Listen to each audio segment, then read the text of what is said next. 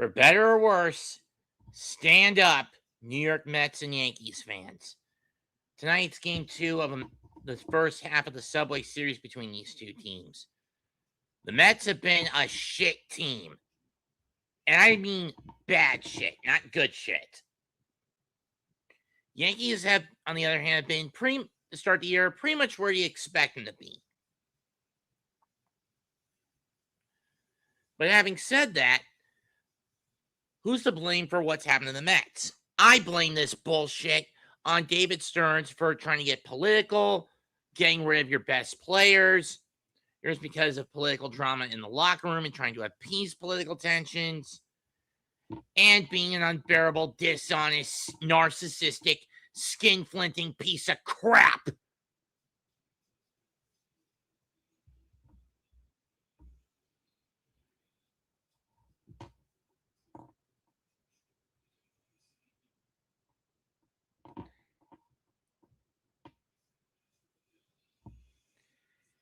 Anyone who knows me knows how much I've started to hate David Stearns. Ben Rice leads off for the Yankees. Aaron Judge is second, playing right field. Left field, Cody Bellinger. Paul Goldschmidt first. Chaz Chisholm at second. Former Met Ahmed Rosario at third. That's a bit unexpected. Trent Grisham in center. Anthony Volpe at short. Austin Wells playing the man behind the plate. Oscar Brazoban playing the open will play the first two innings. He's been predominantly an opener pitcher due to the fact that the Mets' starting rotation has been plagued to hell and back with injuries. David Peterson covering up some sort of injury that he doesn't want people to know about, which is why he's been put to the bullpen. Clay Holmes, fractured tibia, out for the damn season. Kodai Senga, lumbar infection, probably going to be out all fucking year.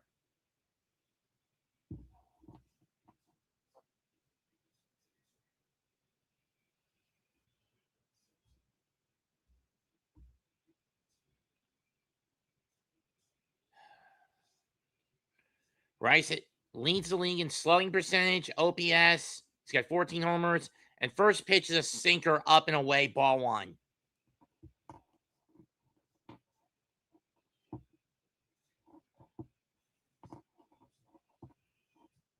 Ball two, same spot.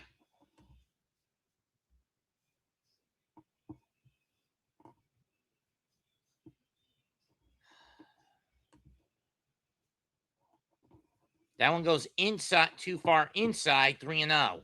And right off the bat, Brazoban is not in command of his pitches.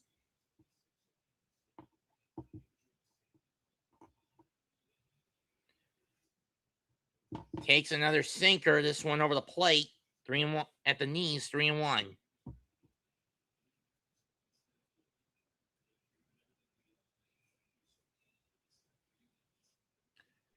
That's popped up.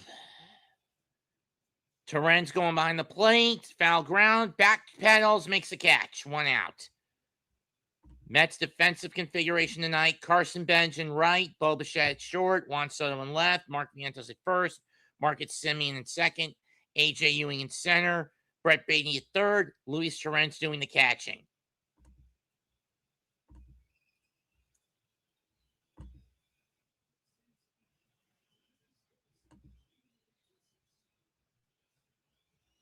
Hello, Wes. First pitch to Judge, just misses the outside corner. Want to know? I would have challenged that pitch. But that's just me. That one catches the inside corner, 1-1.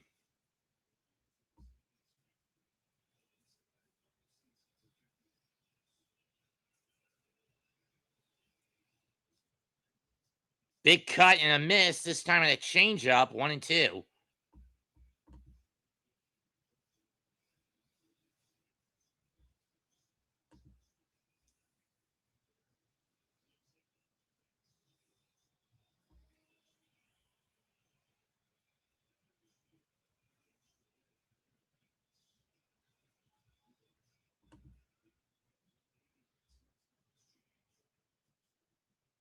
Sinker low, misses, 2-2.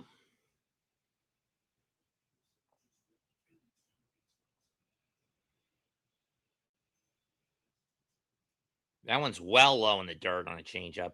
Full count. And already Brazoban has found himself on the back foot.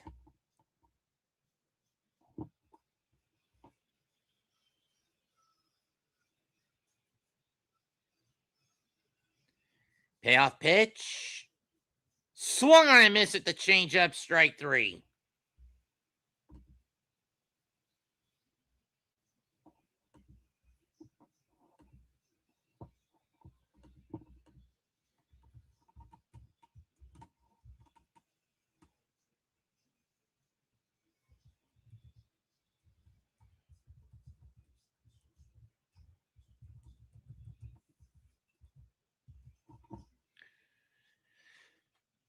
First pitch to Bellinger. Fastball. Strike 1. High middle. High up middle. Change up low. 1-1. Yankees are 28-17 through 45 games. Mets 18 of 20 and 26 through 44. Blame that on the 12-game losing streak due to Mendoza's incompetence, lack of discipline at the plate, and the usual problems that have plagued the Mets since June of last year. Due to that dumb fuck. In the dirt, 3-1. And yes, I put emphasis on calling Mendoza a dumb fuck.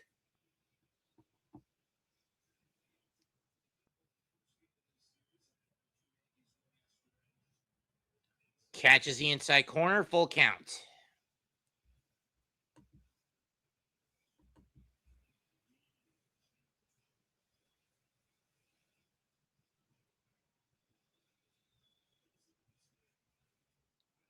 That's ripped to right field down the line, but it's foul.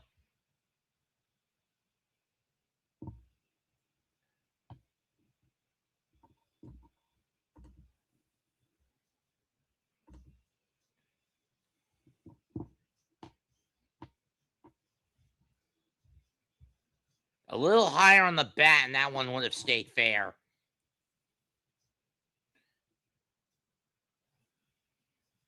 Tipped. No, it was not tipped. It just bounced out of the glove. Strike 3, inning over. So Brazoban navigates some heavy count, some high pitch counts. Oh, it stayed fair?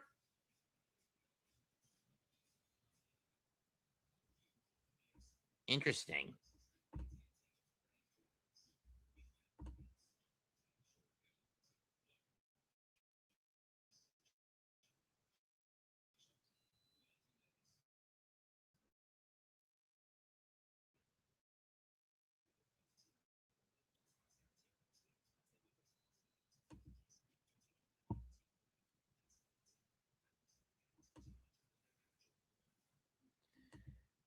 Hi, Chad.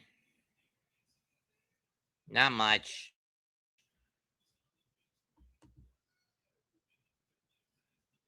Gotta dump that.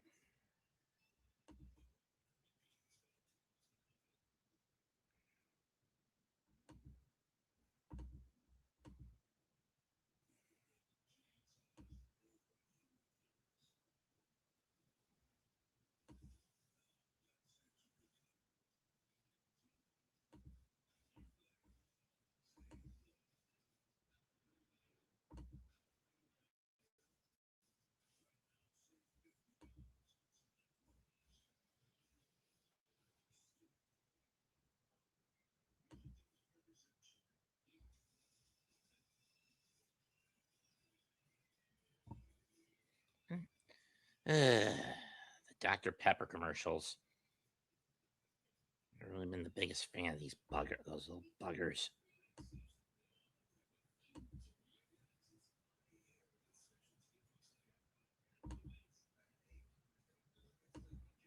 Thank you for joining, Pat.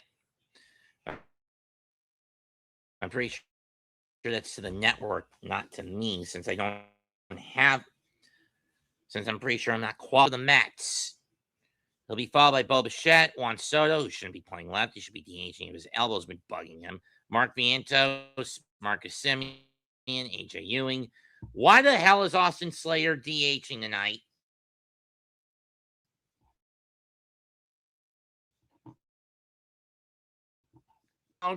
12-year pro. He has not had a good start to his career, to his season.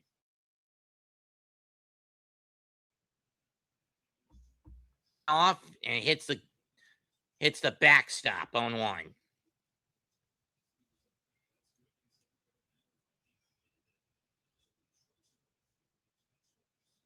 0-1 pitch. Foul off again. Benj, show some discipline, you little bugger, will you?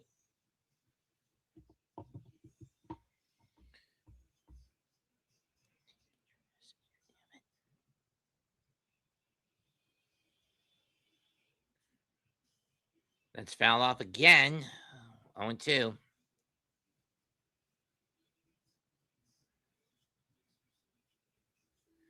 Mets have the second one of the worst offenses in the league. But again, I blame this on new coaching staff, old skipper who's an imbecile, a core that's missing its heart.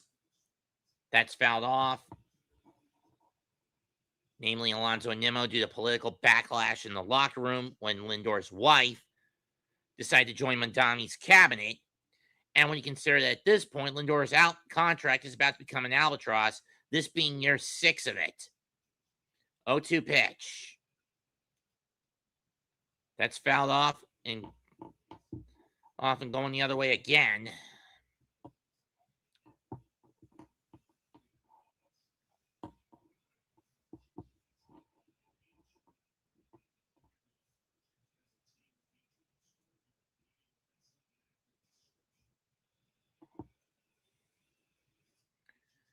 Chopper fouled again. Jorge Polanco on the IL. Luis Robert Jr. on the IL. Lumbar infection, same as David Peterson. Carson Benj, 31 strikeouts. Devin Williams, a bad ERA when he was acquired as the closer because Diaz decided to walk because of the backlash in the locker room and Stearns' own stubbornness to sign him for more than what he thought for undervaluing him. Ground ball, fair. Goldschmidt fires. Rodon quick to get to the bag, 1 down.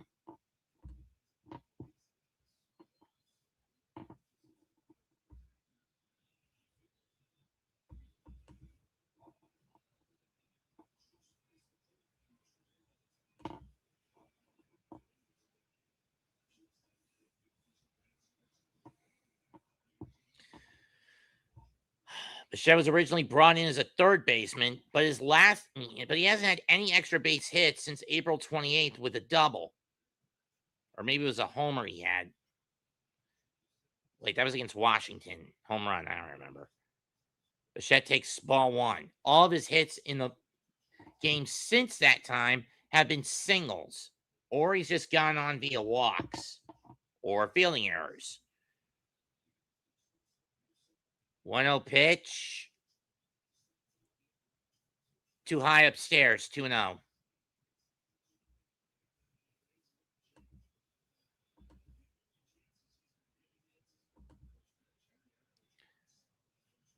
Bo Bichette 4 for 14 in his career against Rodon, particularly in the postseason. These two went at each other last year. That's hit down the right field line, but it's going to hook foul.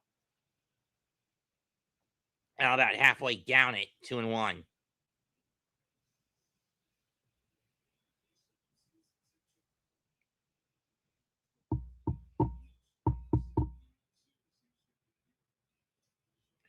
In the dirt, 2-2, 3-1. Yeah, the problem was with the back end of the game 7 of last year's World Series, the Dodgers were picking up on that high hanging changeup from Blue Jay pitching. If Yasevich and Bieber had changed it up, maybe the Blue Jays would have won. And gone with a fastball, maybe they would have won. I don't know. Fouled back again, full count.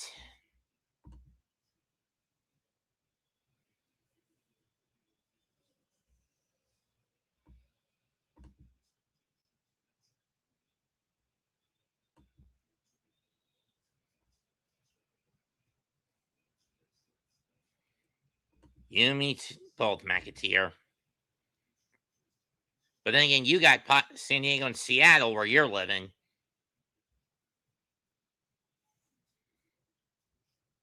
Bichette chops that one down the first baseline again, but it's going to go foul. The Mets this year, second fewest hits, second worst slugging percentage, fourth worst batting average, and third worst in OPS. On base percentage. OPS average. That's fouled off. We'll do it again.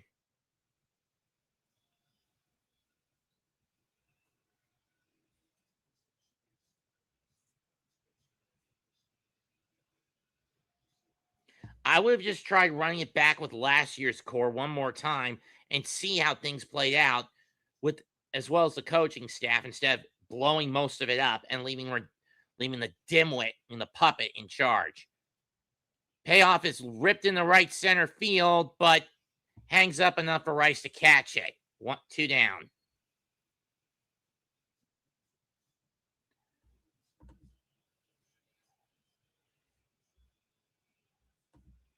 Soto's been getting a lot of boo birds lately from Met fans as well as Yankee fans. He did get his 6th homer last night, but again, it's basically the same pattern he had last year. His homers are either solos or 2-run shots.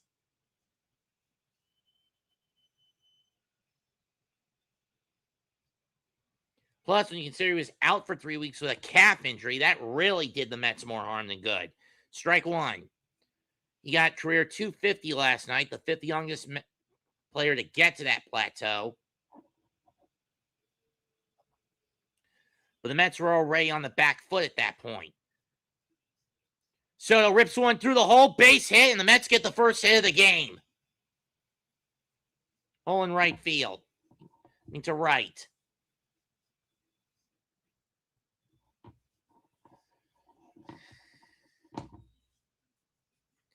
NYG, I thought we had a deal where you'd actually come on to help me tonight.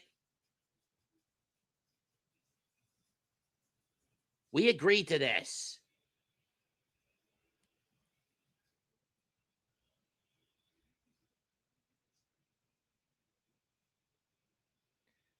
First pitch to Vientos, upstairs, ball 1.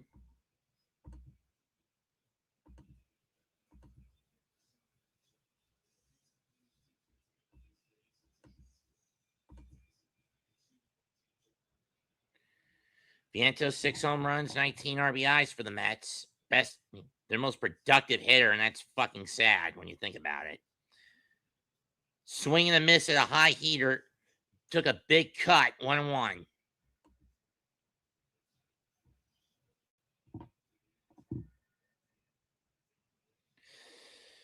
There you see Garrett Cole.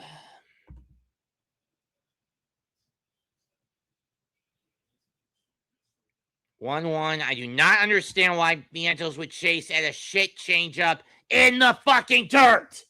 1-2.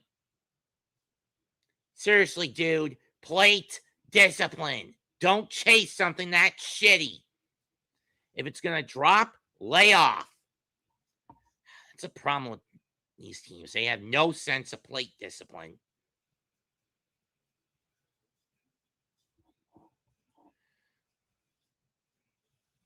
And he chased every fucking pitch after ball 1. Inning over. 1 hit is all that's coughed up. And speak of the fucking devil, David Peterson is coming on the pitch inning number 2. I am not going to like this. David, if you have a damn injury, say something! Because this whole season after that game against Pittsburgh, your pitching style is like you're trying to fucking cover up an injury. And I know you're covering one up.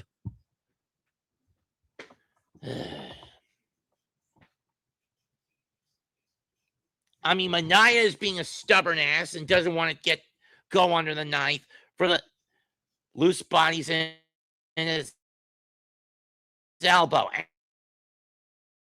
And it's killing him. Whatever injury you're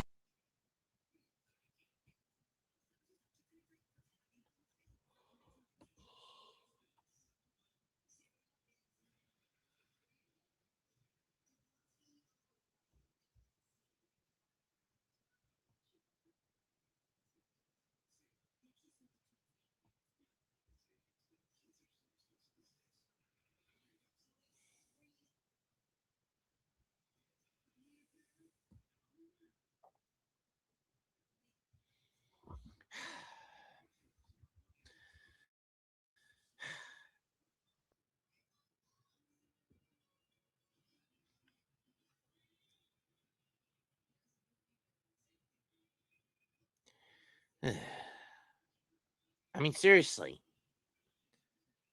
I just know Peterson's gonna fuck it up once he gets on the mound.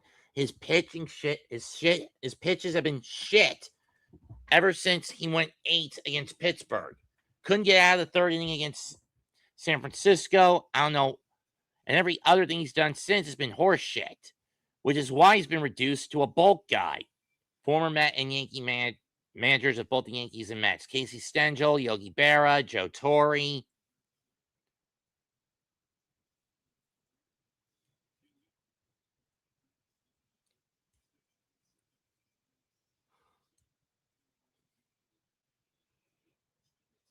First pitch, sinker high, ball 1. Oh, they're keeping Brazaban out there for now, which means P's not coming in until the third inning. Ball 2.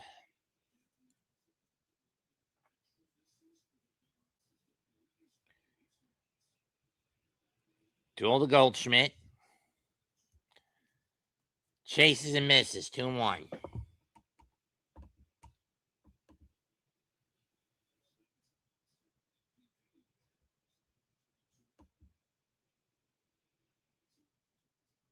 It's fouled off.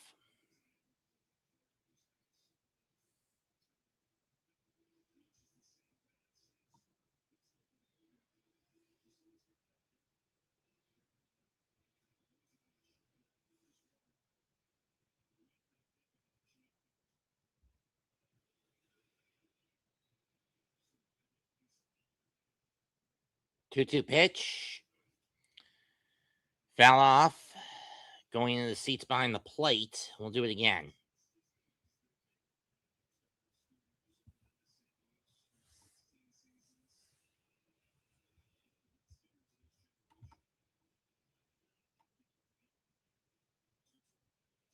Got him. Strike 3.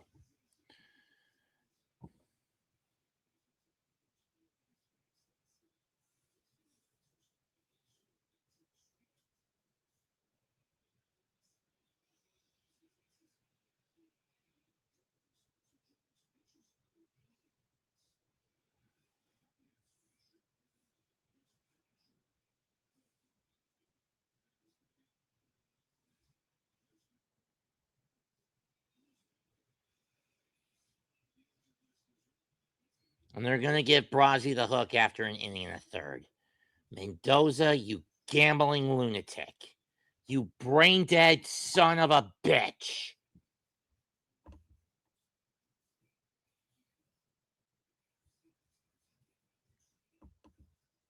You're putting Peterson in now? I would have waited until the third inning.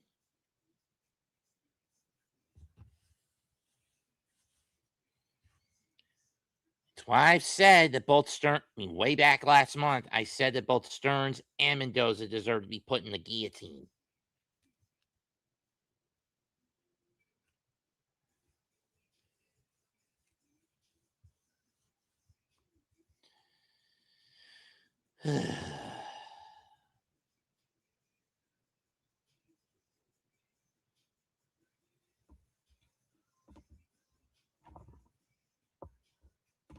As for what's gone down in other games today, Cubs lead the Reds lead the Guardians 4-2. Braves lead the Red Sox in the bottom of the fifth. Braves lead the Sox 1-0 top 3. Stros lead the Texans 2-0 bottom 2. White Sox lead the Cubs 3-0 after 2. No score in Minneapolis. Bottom 2, 2 on, 1 out for the Twins. Padres lead 1-0 over the Mariners. Bottom of the second. Blue Jays took one over the Tigers 2-1 in 10. St. Louis won the Game 2 of the Gateway Series over the Royals 4-2. Colorado took down Arizona 4-2. The Nationals and Phillies go and get back to 500 with a 13-3 win over Baltimore for the former and a 6-0 shutout over the Pirates in the latter. The Marlins got an extra inning 10-5 win over the Rays, scoring 8 runs in the 10th. Jazz Chisholm Jr. up next for the Yankees.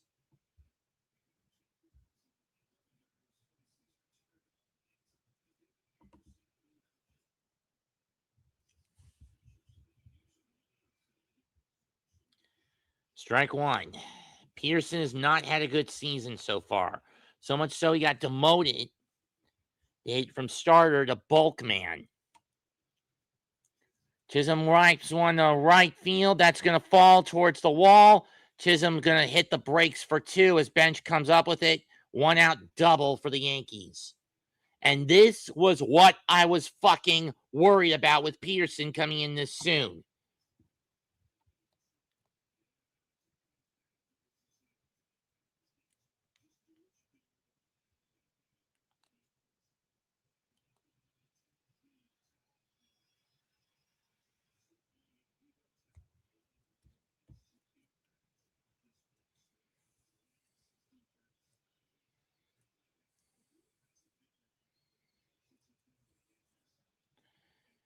Rosario up next.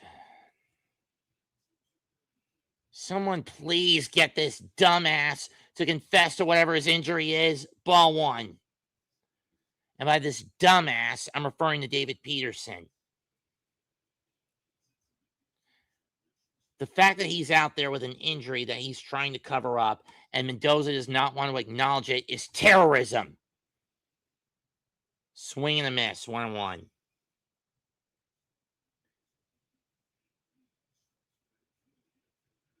What he did to Kodai Senga was destructive to the kid.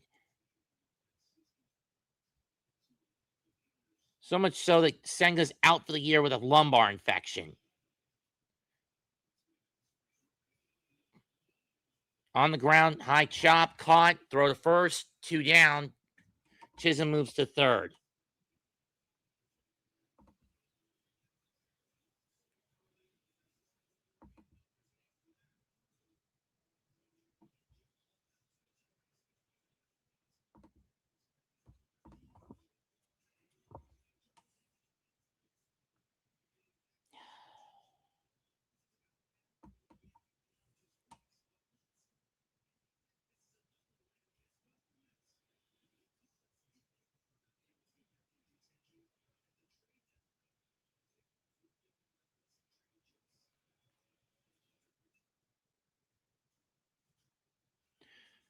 Ground ball through the hole. Yankees get on the board first.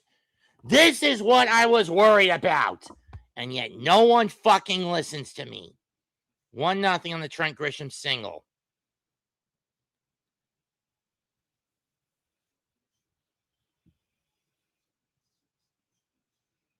Why the hell was Beatty up on this?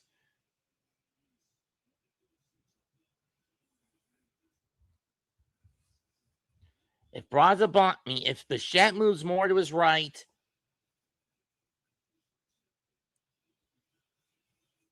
ball one. He moves more to his right instead of being more towards his left. He could get that ball. Would he be able to get Grisham out? Grisham or Chisholm out? I don't think so, but it wouldn't go through. Or if Beatty was more to his right, to his left, move more to his left, when he dives, you could cut off. You could get up, throw the ball, and throw the ball, or at the very least, hold and get the throw to the plate. 2-0.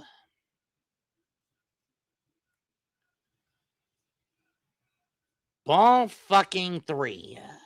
Again, why is Peterson trying to cover up another fucking injury? Walked him.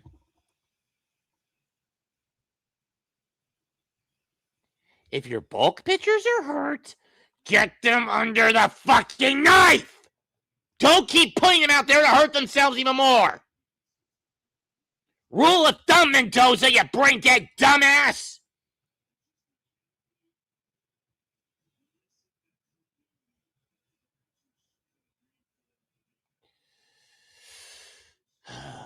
And people wonder why I want Mendoza gone.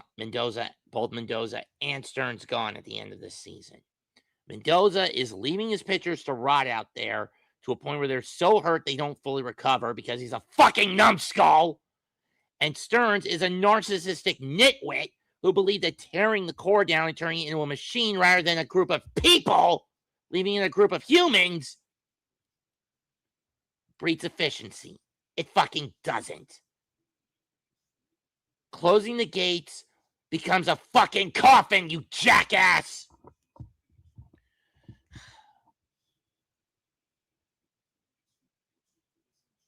Austin Wells up next. Runners on first and second, 1 out, 2 out.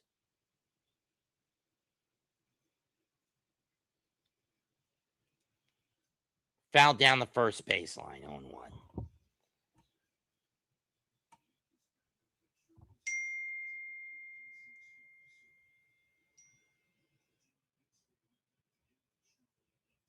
Game call, bitch.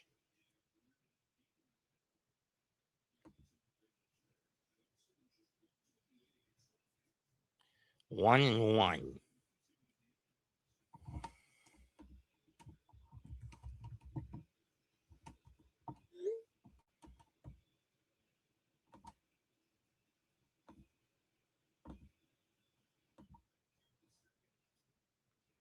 One and two.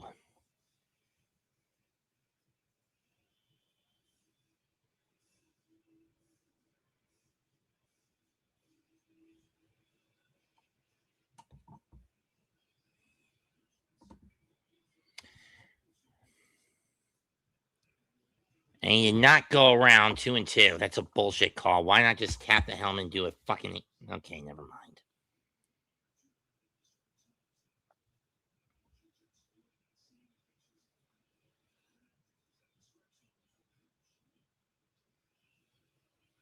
Two. Got him looking, but not before one run gets across on 2 hits, a walk, and 2 men stranded. 1-0 Yankees. He's through an inning and a half.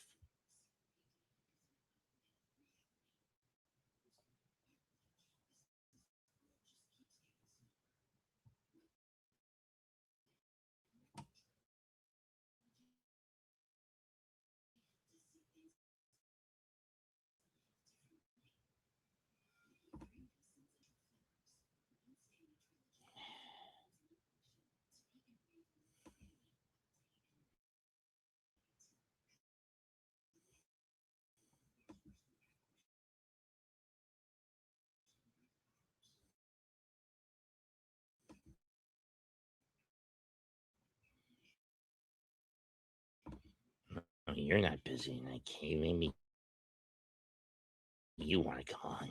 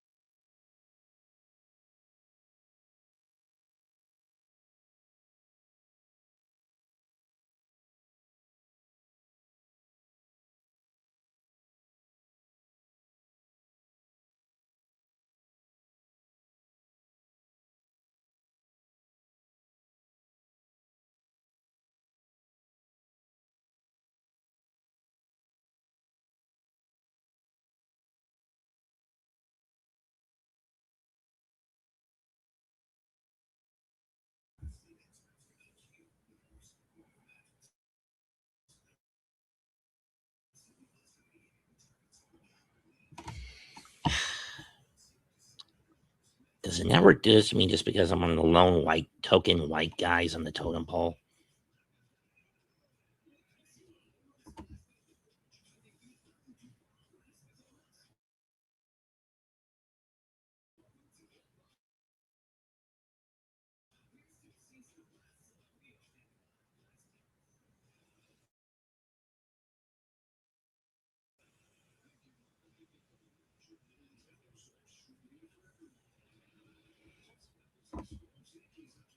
Simeon rips 1-1. And for Simeon, it has been a shit heap season. 229 batting average, 3 homers, 14 RBIs. And the problem is he can't pull. His problem is he's always pulling his swings to the left instead of trying to go opposite. Why replace him with one of the most versatile contact hitters? Replace Jeff McNeil, who's one of the most versatile contact hitters, who just needs to learn how to hit with no shift, to a guy who tunnel vision, pulls everything to left. I never fucking know. 0-1. 1-2. I don't fucking know. 1-2. But it's one of those decisions that has driven me to want David Stern's neck in a hangman's noose when this season's over. Because he's a con artist. Swung on a miss on the slider, strike 3. Another problem with this Mets core is even when they get a matchup that's bad on paper, they constantly fuck up and play down to the pitcher's level, i.e., let him build confidence. And get into a fucking group because there's no plate discipline from these dipshits.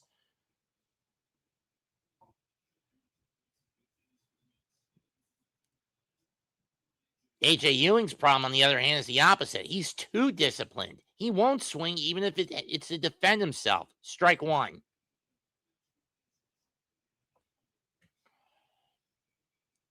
1-1.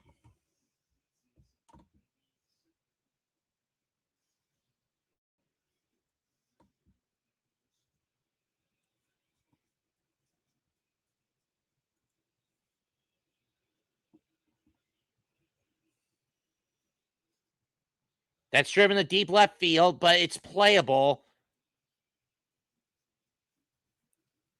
2 down. Caught by Bellinger.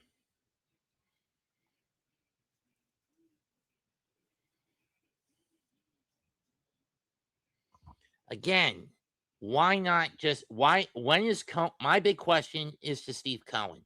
When the hell are you going to pull your head from your fucking ass and realize you got hosed by a guy you called your friend who destroyed the core and conned you? Ball 1 to Slater. And I put emphasis on conning you, Steve. David Stearns fucking conned you and made your team so brain dead political. That's foul to the backstop. 1-1.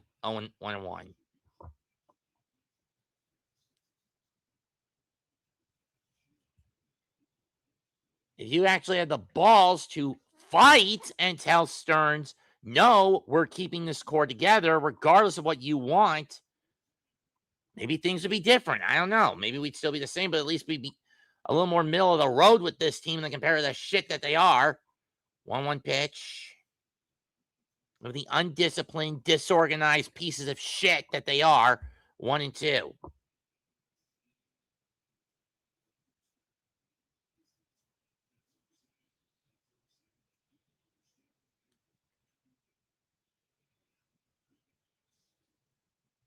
Two and two.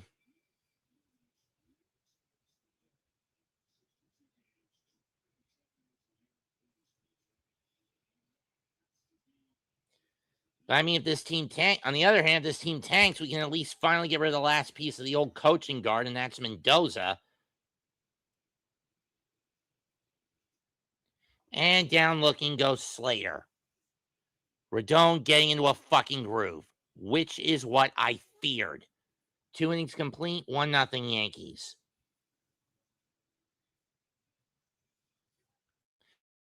Because Mendoza needs to go. I don't care about what Stearns says about wanting to get rid of his buddy. In my honest opinion, I don't care about someone who wants to goes along to get along with the establishment and the players. A true manager is decisive, firm, discipline, brings discipline, and gives their happy-go-lucky dreams a cold bitch slap with a taste of reality right in the face.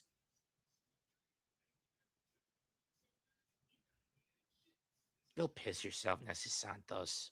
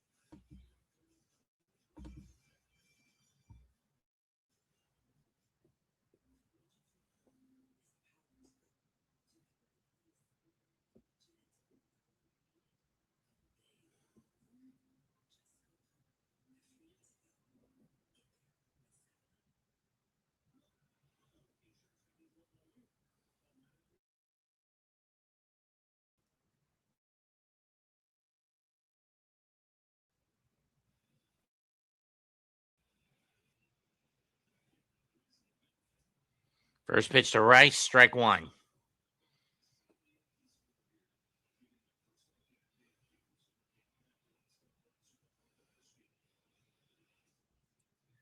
One. While Rice's home run quantity against lefties has dropped slightly when compared to last year, his quality of at-bats has sufficiently improved. 1-2.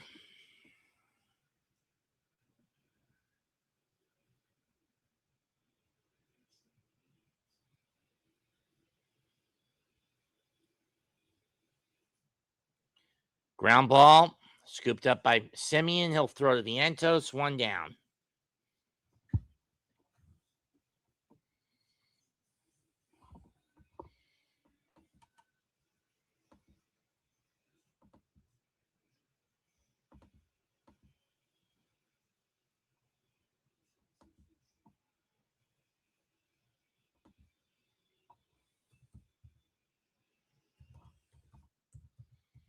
Judge cracks that one, but it's going to go foul behind the backstop. And the backstop behind the plate.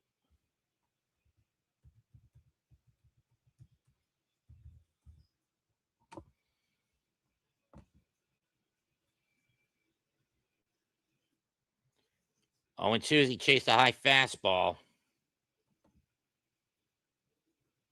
Salute, Nessie Santos.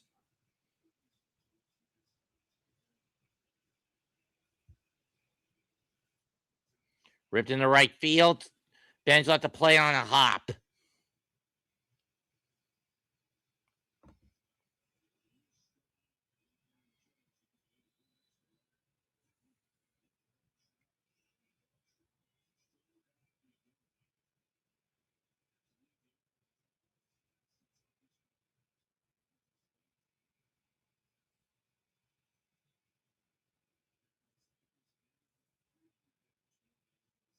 Here's Bellinger. Takes strike one over the plate.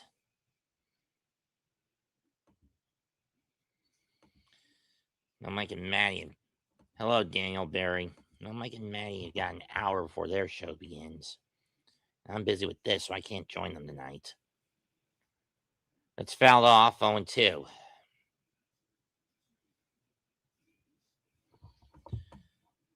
Let's see if Dog has the balls or did he get castrated.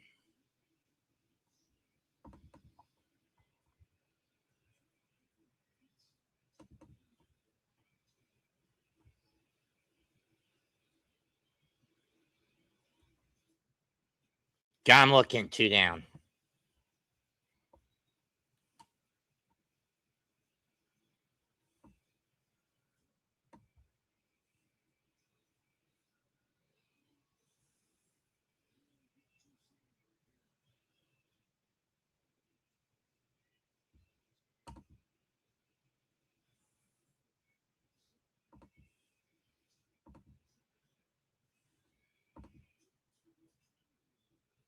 Ball 1 to Goldschmidt.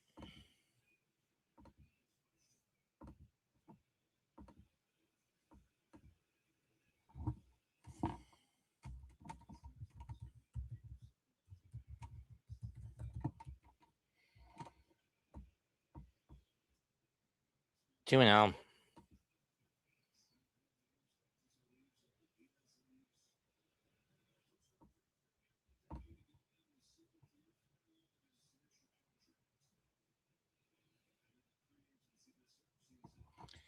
And he goes low and away again from Goldschmidt. Low and in again on Goldschmidt. 3-0. This time with a slider.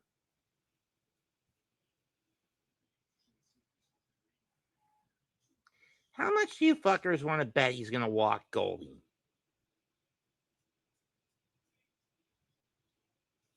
Just catches the outside corner. 3-1.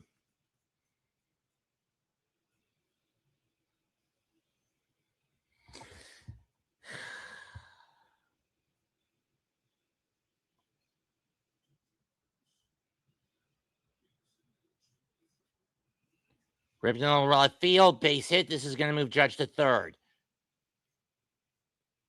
Or because Soto played that too damn deep. Runners at the corners, 2 out.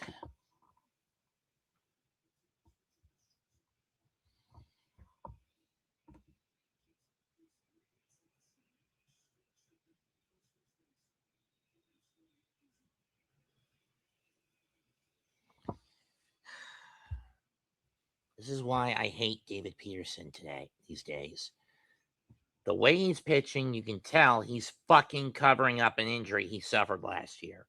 And instead of doing the right thing, getting it looked at, going under the knife, coming back in June, he doubled down on wanting to start this year, and it fucked him. Strike one.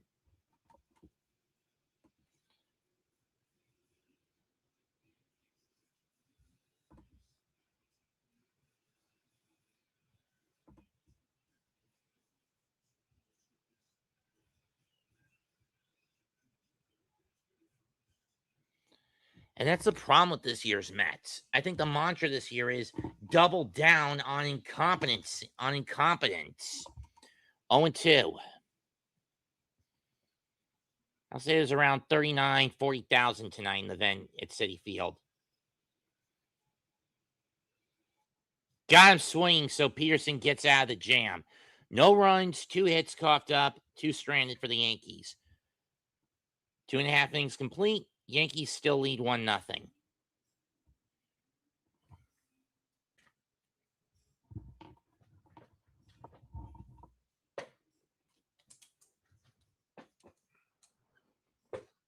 And excuse me for my lack of objectivity, folks.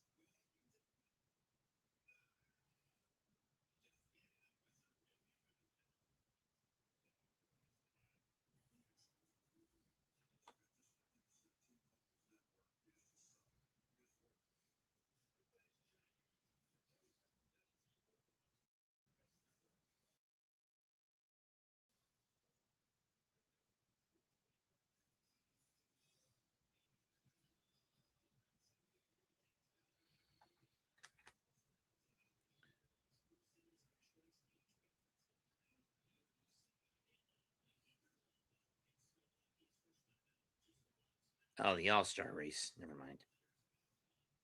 First pitch is low, ball 1 to Luis Torrens.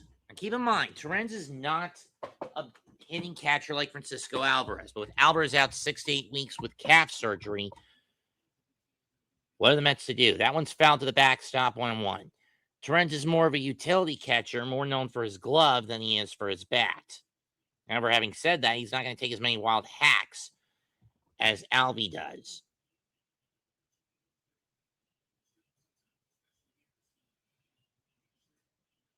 Big cut and miss a sinker, 1-2.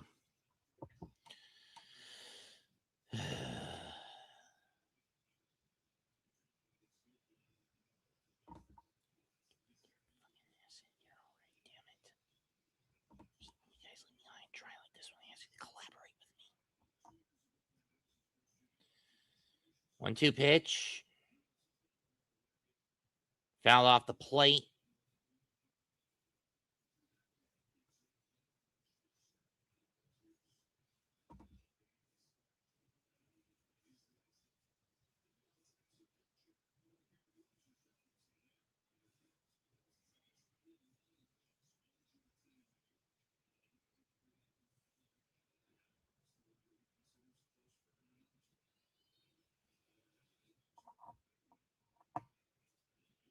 In the dirt, 2-2. Went with the slider on that pitch.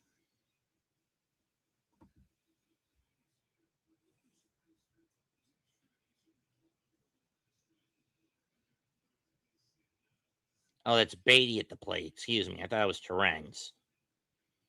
Terrence is the next batter up.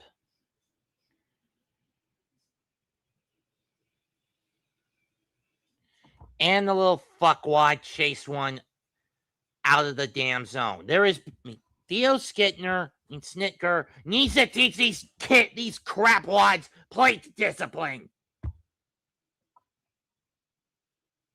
That was so out of the fucking zone. Why swing at it, Brett? Fucking dumbasses.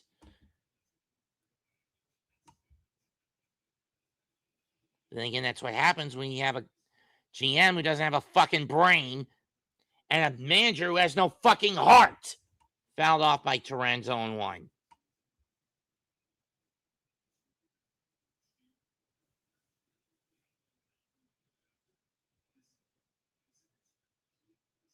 Or maybe it's the other way around with those two shit dippers. Check swing. Did he go? Yes. 0-2.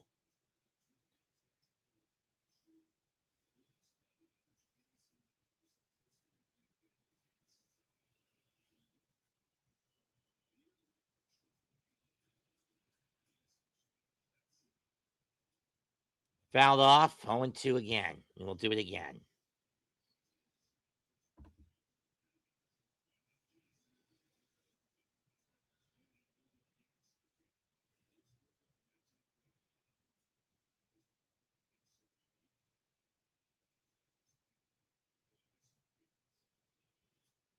Fouled off.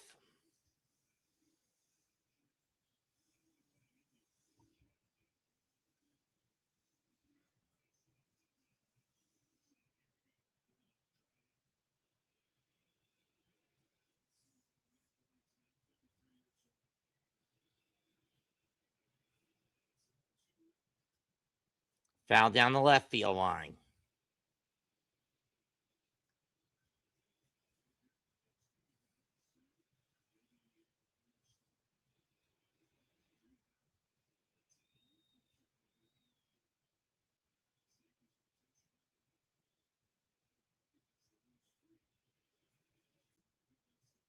No chase this time. 1-2. This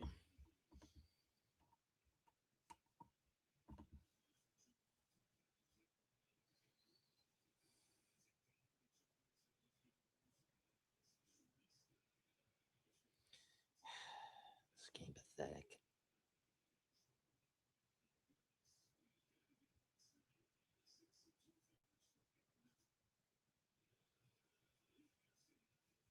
Two and two. That's not. It's a controversial call. That looked like it caught the inside part of the zone. That was close though. 2 balls and 2 strikes. Terrence is going to burn his time out. Steps back into the box.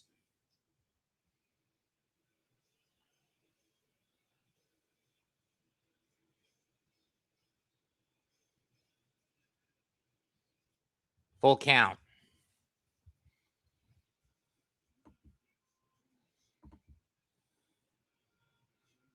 Change up low and away.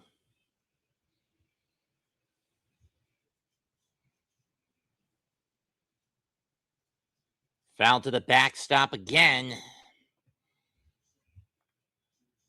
9th pitch at the at-bat coming.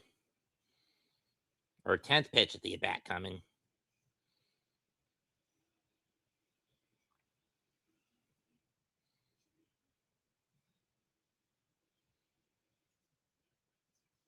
Got him.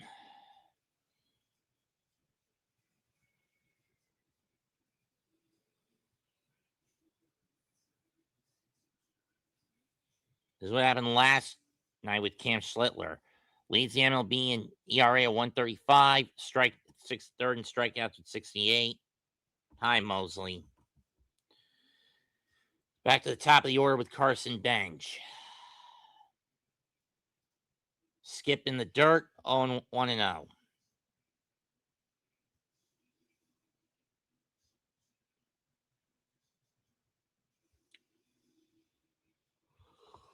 Ooh.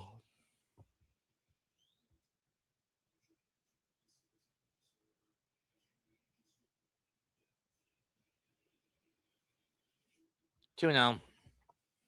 Another sinker away and low and out. Low and too low to hit.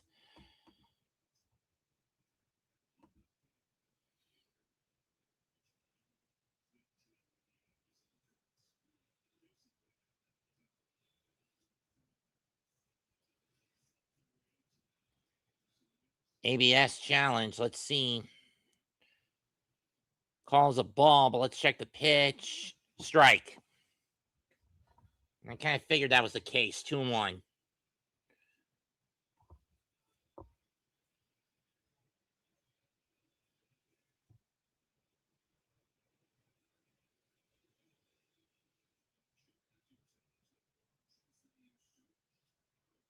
And Bench pops it up, going out of play. 2-2.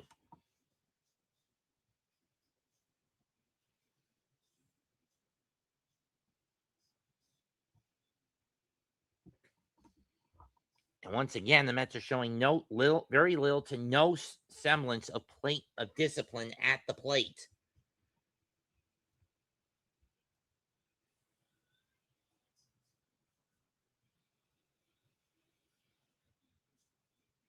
Two-two pitch. Whacked foul down the third baseline. A little late on that swing by Benj.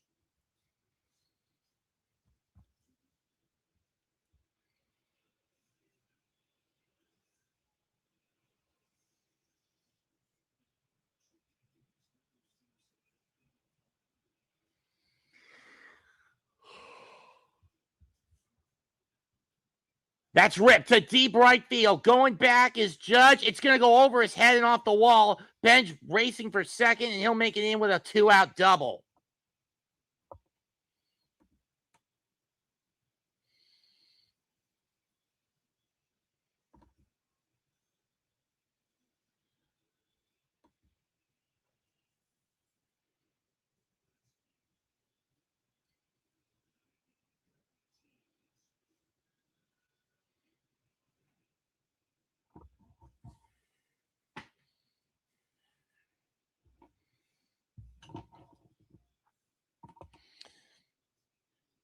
Benj has got speed.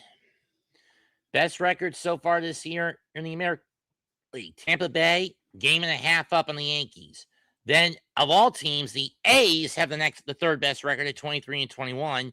Then you got the Guardians at 24-22, and about to be a half game behind them at 23-22, the White Sox. And Rodon's going to get talking to just to calm down.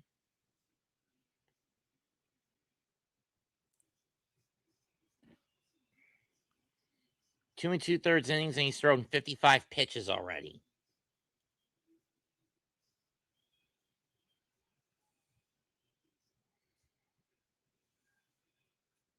Bichette almost gets hit with that one. Ball one.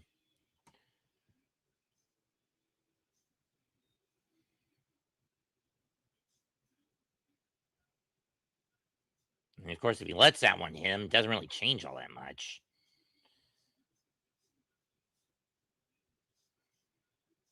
No pitch. In the dirt, 2-0. Now with the changeup.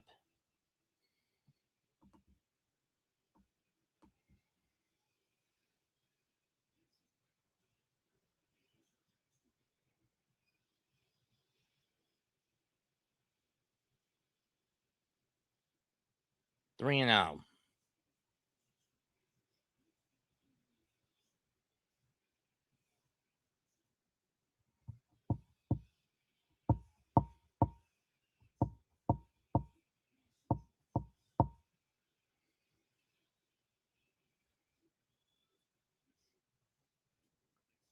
Take strike one.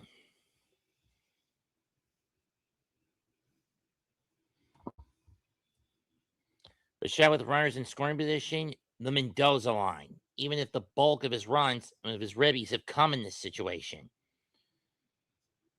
3-1 pitch. And he walked him. Soto up next.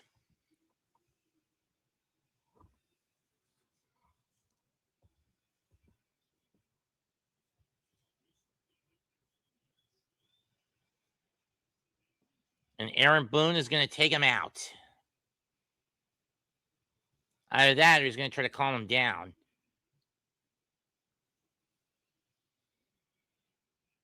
I think option C it's either, you got three options if you're Boone in this case. One, go out there and try to calm Carlos Rodon down. Two, take the ball out of his hand. Or three, tell him to give Soto a free pass and go after Vientos, who is a free swinger.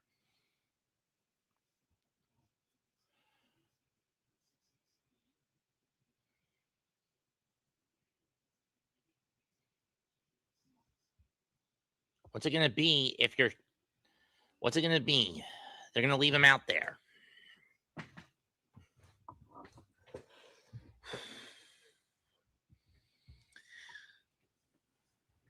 Hello, Mess. I mean, salute, Mess.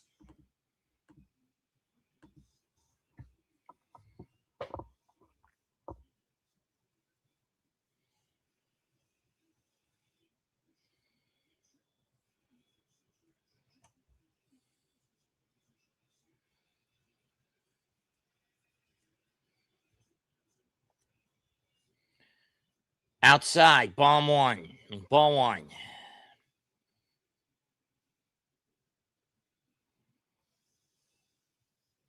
Soto below the Mendoza line, set with half of his ribbies coming in this situation. Ball two.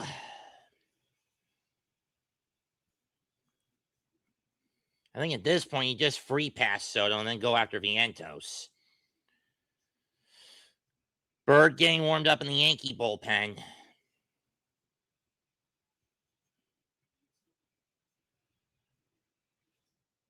Over the middle, Soto doesn't chase it, 2-1.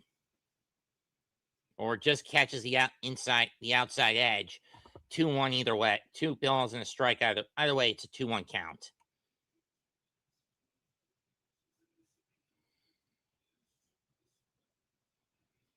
And he chased a shit pitch. Definitely got busted going around on that one, 2-2. Did not like that swing, Juan.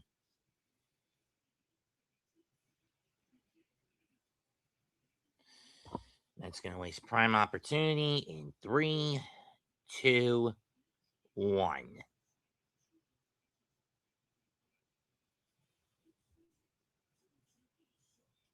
So pops this one foul. It's going to go behind the plate. We'll do in the seats behind the plate. We'll do it again.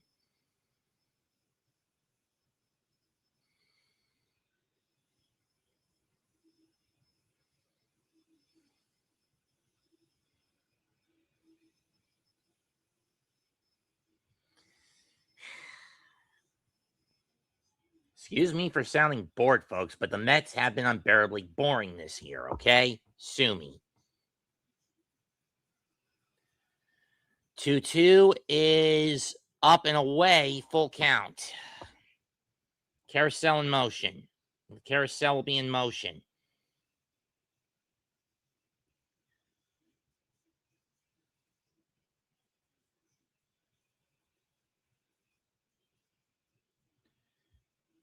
Payoff pitch.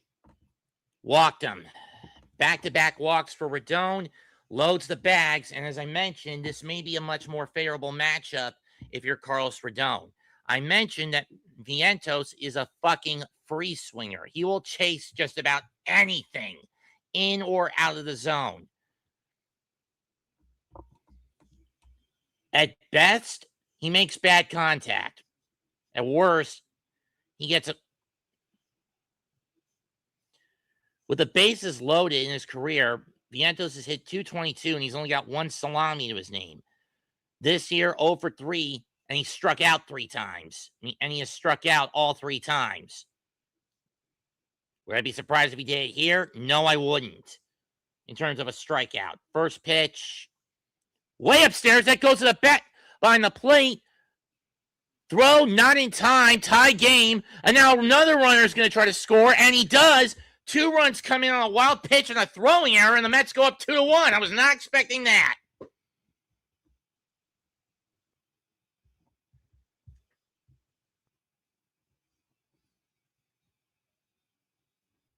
So a wild pitch, a Rendon, and an E1. Both runs not earned. I mean, both runs will be added to Rendon's tally, but neither are earned. Talk about one of the most screwy plays for the Mets to take advantage of. Like I mentioned, wild pitch, E1. And that's going to put the Mets in front 2-1. Talk about fortunate circumstances. 1-0 pitch to Vientos. And he fouls it off to the back behind the plate.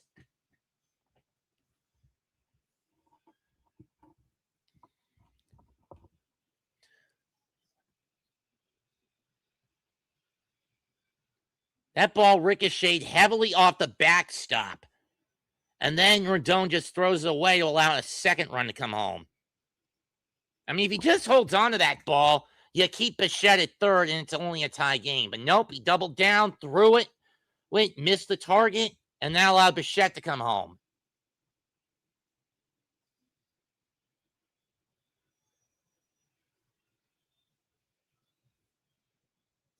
Swing and a miss, 2-2 on the changeup.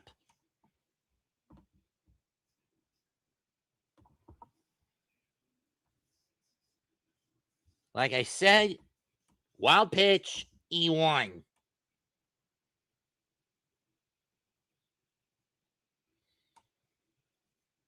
Soto waits on third.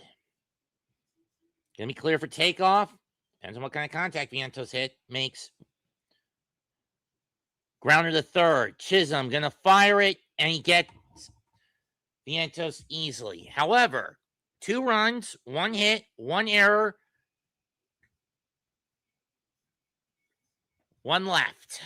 3 innings complete. The Mets, on some bad luck for the Yankees, get in front through. After 3, it's now Mets 2. It's the Mets 2 and the Yankees 1. I mean, not the way I would want the Mets to get in front, but I'll take it.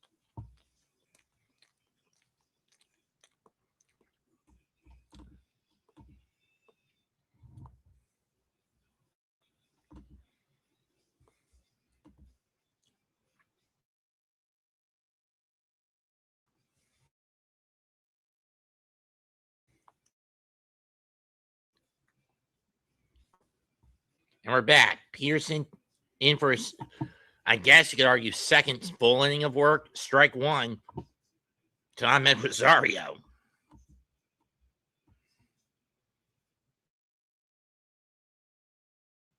That's fouled off. 0-2. Michael must be doing a duel.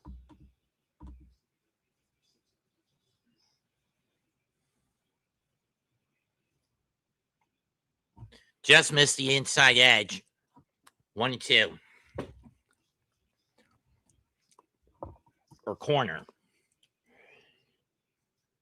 That's fouled off the foot of Rosario. We'll do it again. Either that or was fouled off the mask of Terens. I don't know.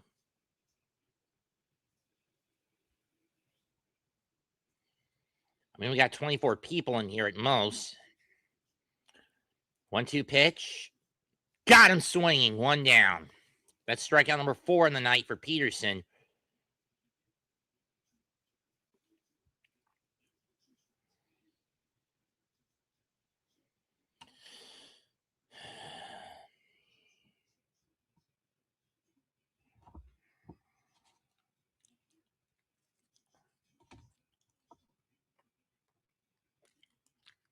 Trent Grisham up next. He has the Yankee RBI with a single in the second. Fouled off. Grisham is known for very small bursts of good hitting. Without that, he's basically a utility outfielder. Ball 2, 1-1. Without those small occasional bursts where he provides run production, he's basically a utility outfielder, more known for his glove than he is for his bat. 1-1 pitch. Fouled behind the plate. 1-2.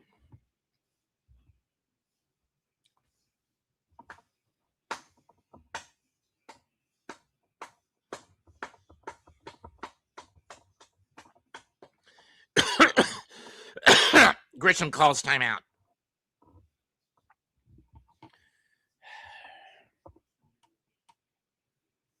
One-two pitch.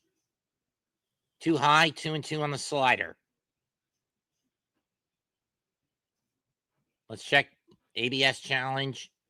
See, is this a strike? Yes, it is. It just catches it. Strike 3.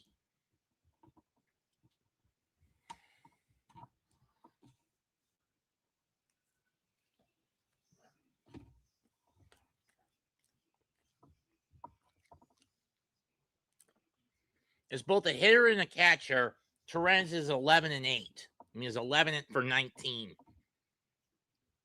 Here comes the Fox, Anthony Volpe. Strike one, ball 1.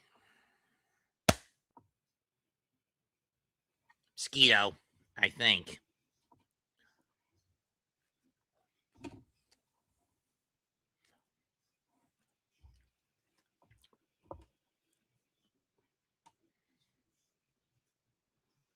That's lit to right field. To the edge of the track goes Bench. He'll make the catch, and Pearson has a surprisingly easy inning for himself. Gets a clean 1-2-3 for himself, which has been exceedingly rare for him these days. 3.5 innings complete. Yankees down to Mets lead 2-1.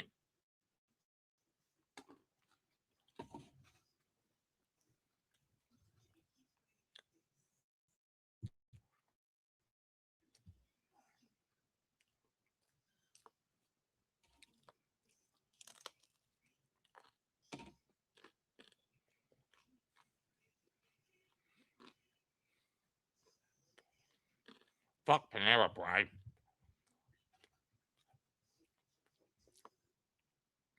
Yeah, shockingly, Panera, despite its quote-unquote quality fresh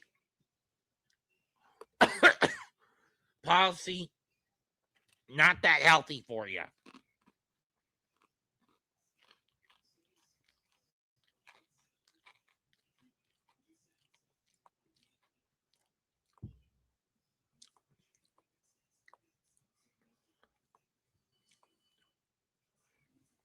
Good thing I chose not to go out to eat today.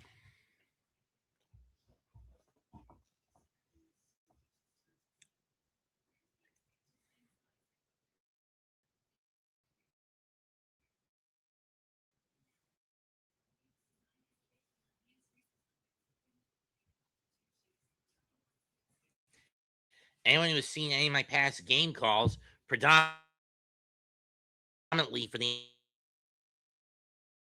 NBA, with and without Mitch, fucking jungle.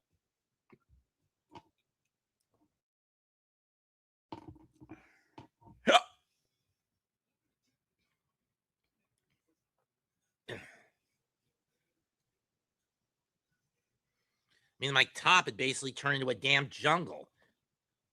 I mean, an unmanageable jungle on my scalp.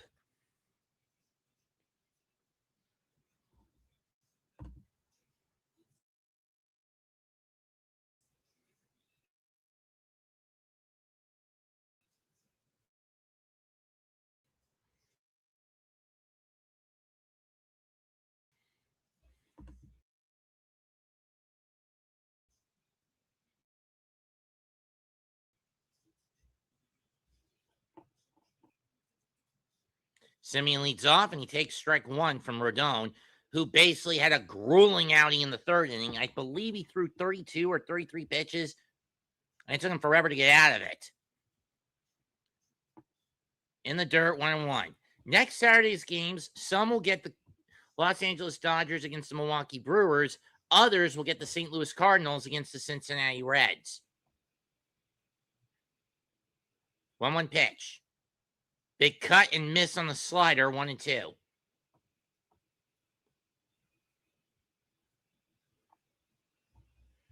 If you're Carlos Rodon, 75 pitches through 3+ is not where you want to be.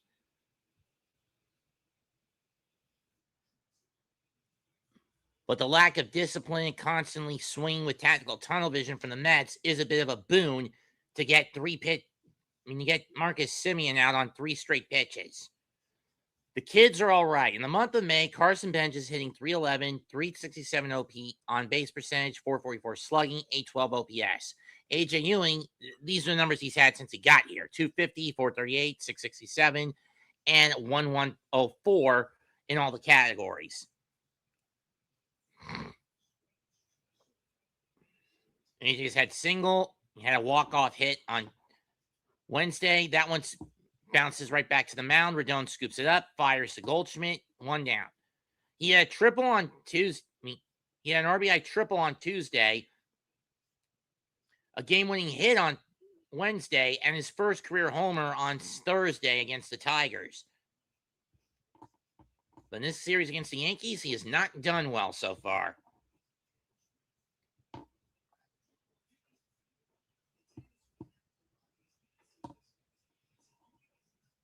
Here's Slater. Why try a bunt? Huh? No logic in that. 2 out. You're not going to beat out a squeeze bunt.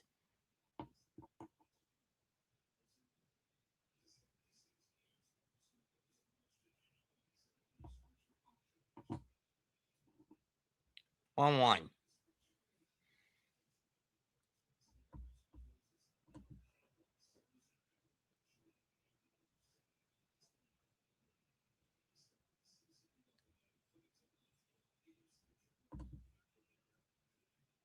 In the dirt, 2-1 with the slider, 2-1.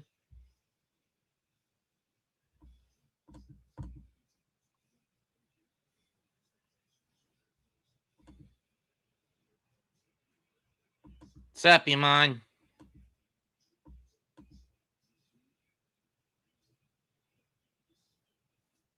3-1 upstairs.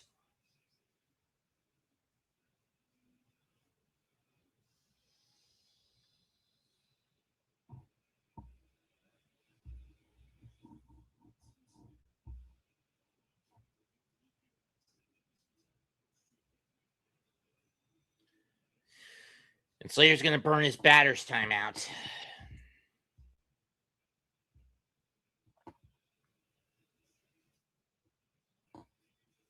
And he walked him. I'm surprised that Austin Hill didn't tap the helmet. That looked like strike 3 from my point of view. But whatever. Bird warming back up in the Yankee pen.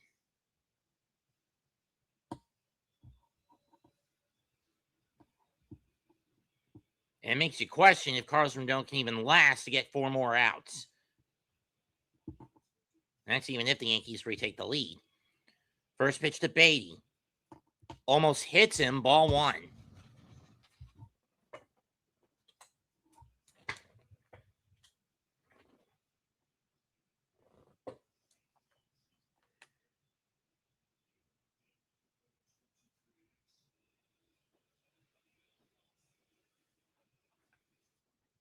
Stares at a fastball, 1-1.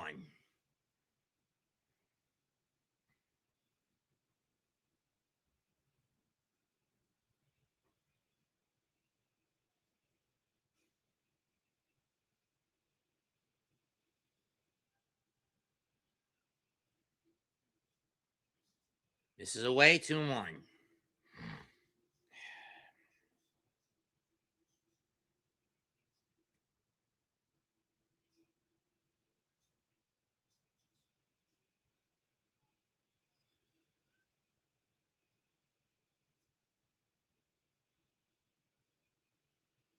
Gonna throw over the first to keep Slater honest. Slater, a pretty decent base runner.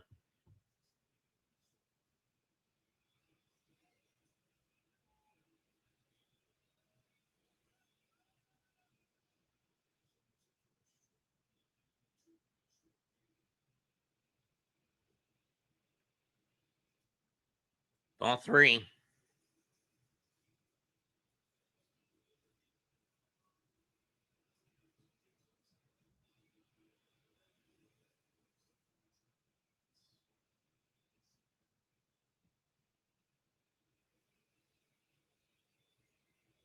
Do one pitch. Fouled off into the behind the third base dugout. 3-2.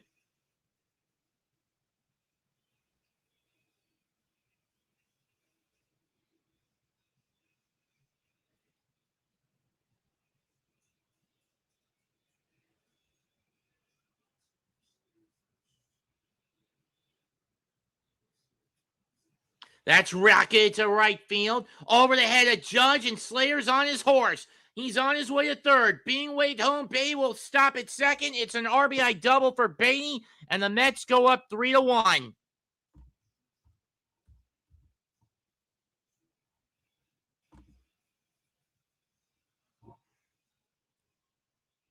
And this is the moment where Boone is left with no choice but to give Carlos Rodon the hook. His night is done. 3 2/3 innings, 88 pitches, 3 runs, 1 earned, 3 hits, 6 strikeouts, 3 walks.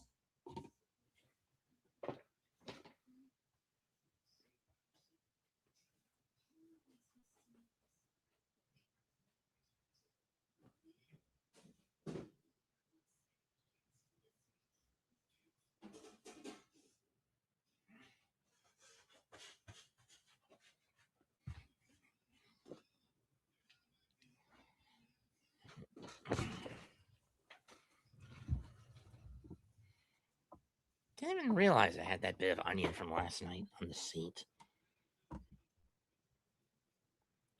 And Jake Bird will come on to replace Rodon to face Luis Torrens.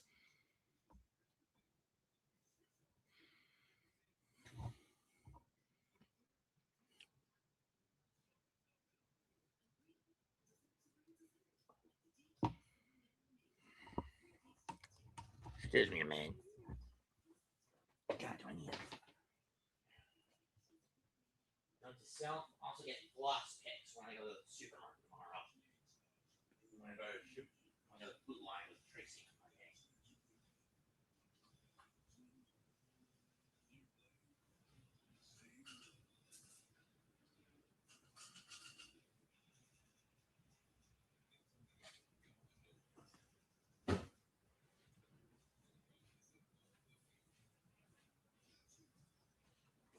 I wonder if floss picks are covered under UHC cards, but I doubt it.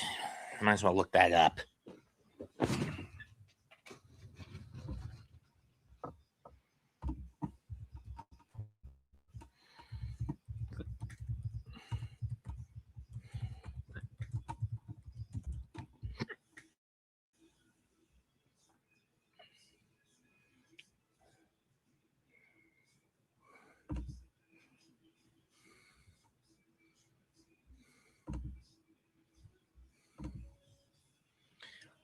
Next Sunday afternoon, the Indianapolis 500 on Fox.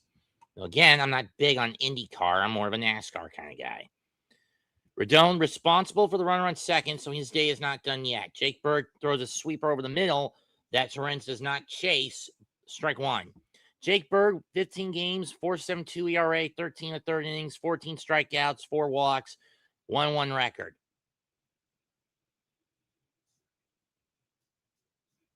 Big golf swing on the sweeper again, doesn't, and Torrens whiffs 0-2. This one going more to the outside side edge of the plate.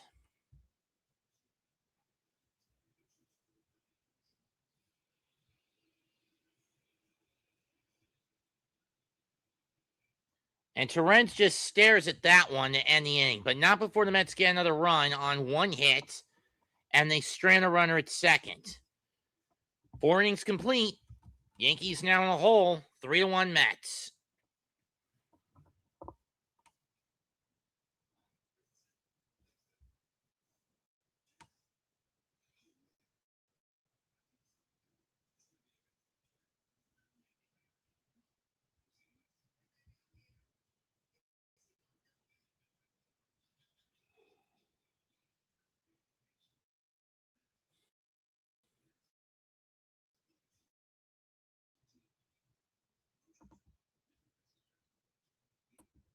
For Bay, that was his 7th double of the year.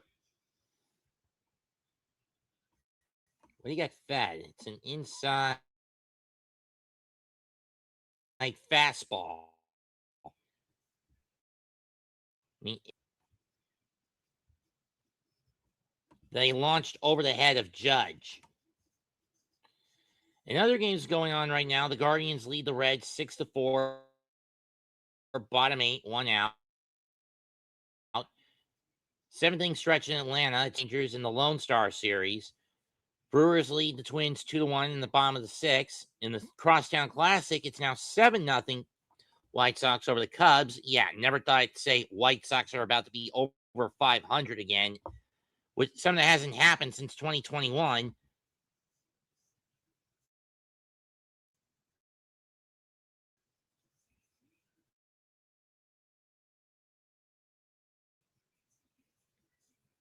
And right now, the Mariners trail.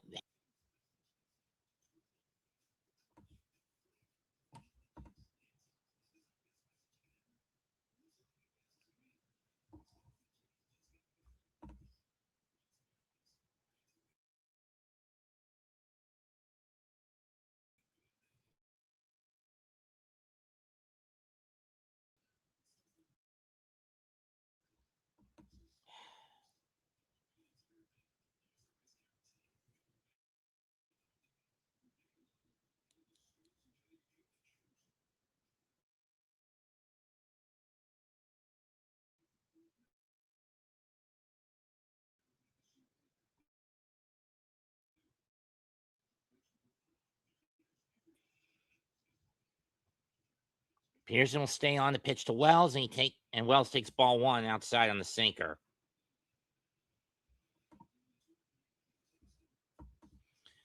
Big cut and a miss by Wells, 1-1.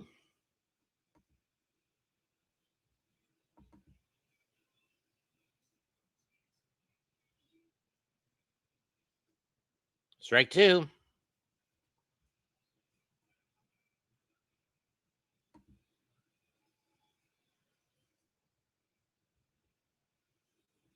Pearson will be in line for a win if he can get out of this inning. Remember, right now he sits at 2 2/3 innings completed. Upstairs, 2-2.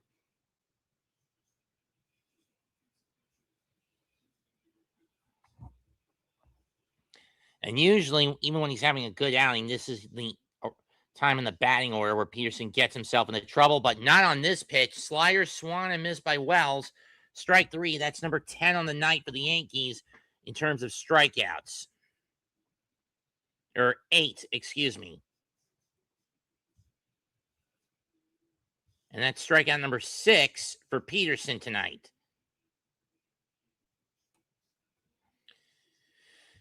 Ben Rice is fouled out and grounded out. Let's see what he does here. Swings and misses at a slider, 0-1.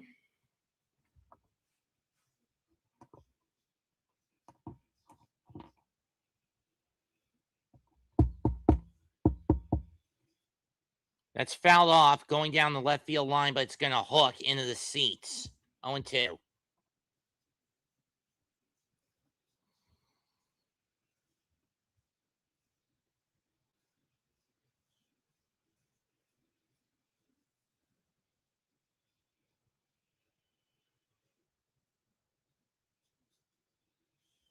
Oh, 2 is low. 1-2.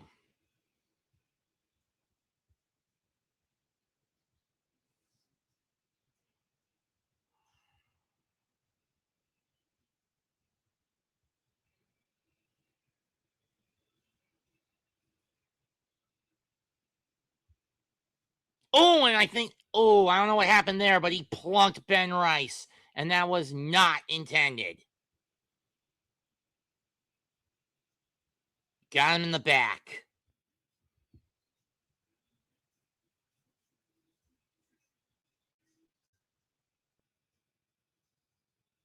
You son of a bitch. I said this is when Peterson tends to get himself in trouble, and look at what's happened. He's in trouble now. Because here comes the judge, the jury, and possibly the executioner. Aaron Judge. Ball one. One on an outside sinker.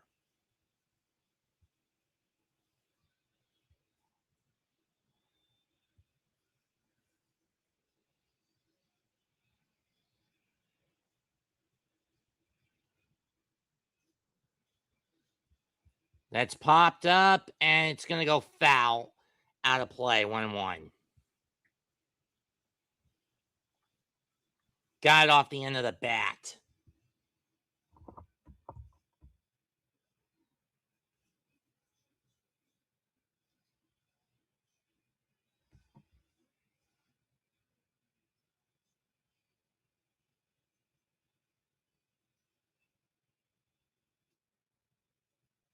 Ball two.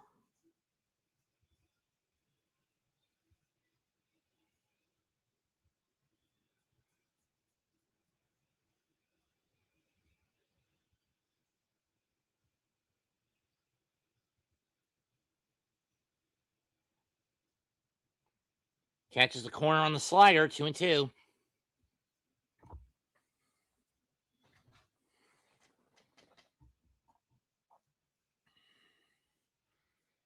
Come on, Davey. Just get him to ground it. Get a grounder.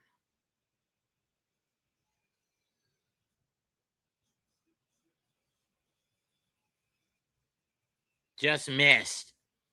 Full count. Rice will be on his horse. Yeah, no ABS needed on that one.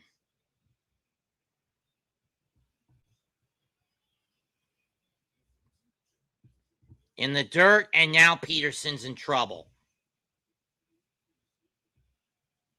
And this is what the Yankees want.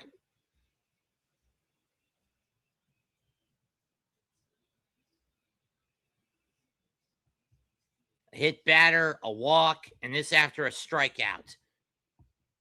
Uh-oh.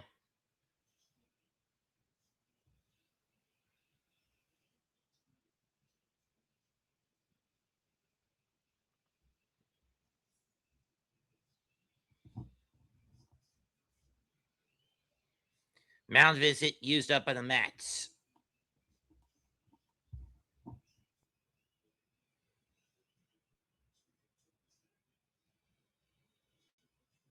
Bellinger waits on deck. Bellinger waits in the plate.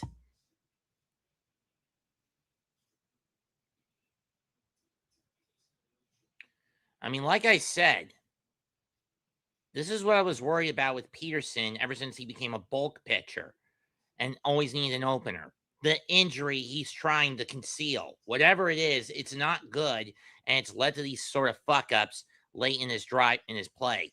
I mean, as of late in his pitching. I still swear he's trying to cover an injury up. Fouled out of the glove, and Torrens is shaking. I think he got hit in the face with a bat on that foul tip, 0-1. Let's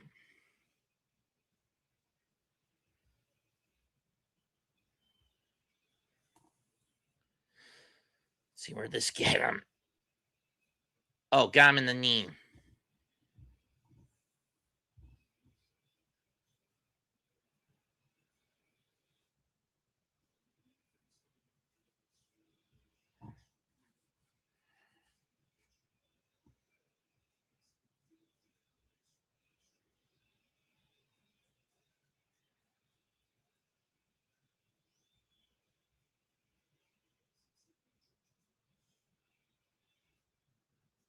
Didn't go around on that. 1-1.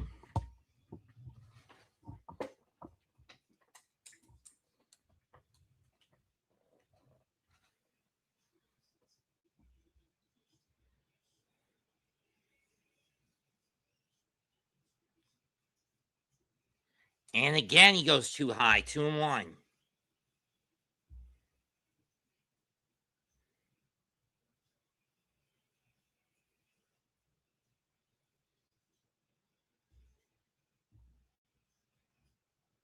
Grounded foul, 2-2.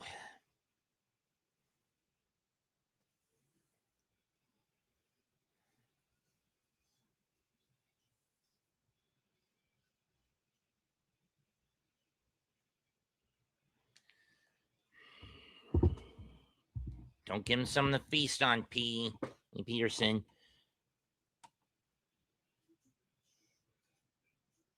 Dribble. Bichette will take it to second himself. Throw the first. Pulled Vientos off the bag.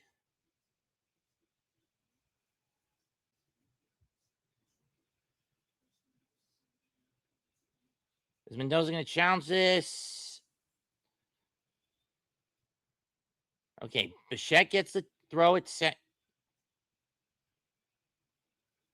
Did this pull Vientos off the bag? Let's see from this angle. He was safe. Long before he got pulled off the bag. No challenge. No challenge from the Mets.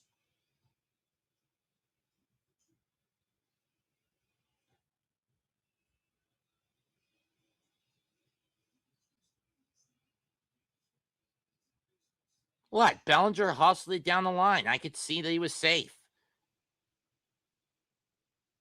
From the moment the ball got out, Bichette got the ball out of his glove, he wasn't in time. The throw was both off balance and it wasn't in time. Vientos saved a run by stretching as far as he did as he was getting pulled off the bag. Strike one by Goldschmidt. Strike one to Goldschmidt. That one nearly hits him. 1-1.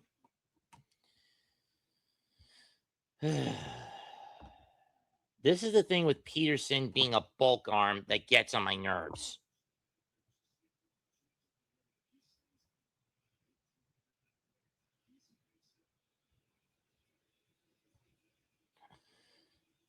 Goldschmidt's going to use his batter's timeout.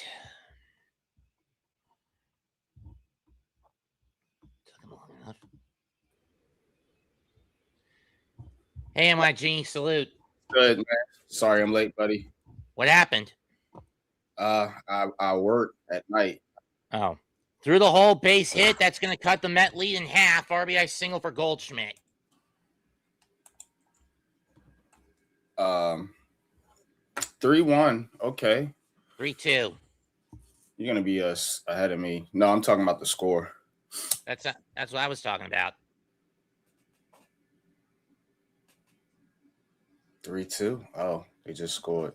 Yeah, single right through the middle. Right through the hole on the second base side. By Goldschmidt. If you want to take over our Yankee half of the calls, go ahead. You got it from now. I'll do color commentary because I'm gonna be behind on the stream. Chisholm takes low, ball one. Chisholm got a double in the second as soon as Peterson came in, and then scored on the Rice single, I believe it was. No, it was a Grisham single in the second. Never mind. First and second one out. Peterson gives him a slider. 1-1. This whole trouble started for Peterson when he plunked, I believe, Ben Rice in the back with one out after he struck out Austin Wells to start the inning. He's your top pitcher, though, right? Or one of your top guys? It was Clay Holmes, but he's out for the year with a fractured tibia after what happened last night. Yeah. And which would mean at this point, Peralta or McLean are our best pitchers. Senga's out with a lumbar infection, and with Peterson reduced to a bulk arm because I think he's trying to cover an injury up. Which is ironic because parity would dictate he would be doing well in even number of years, and he should have been shit last year. Yeah.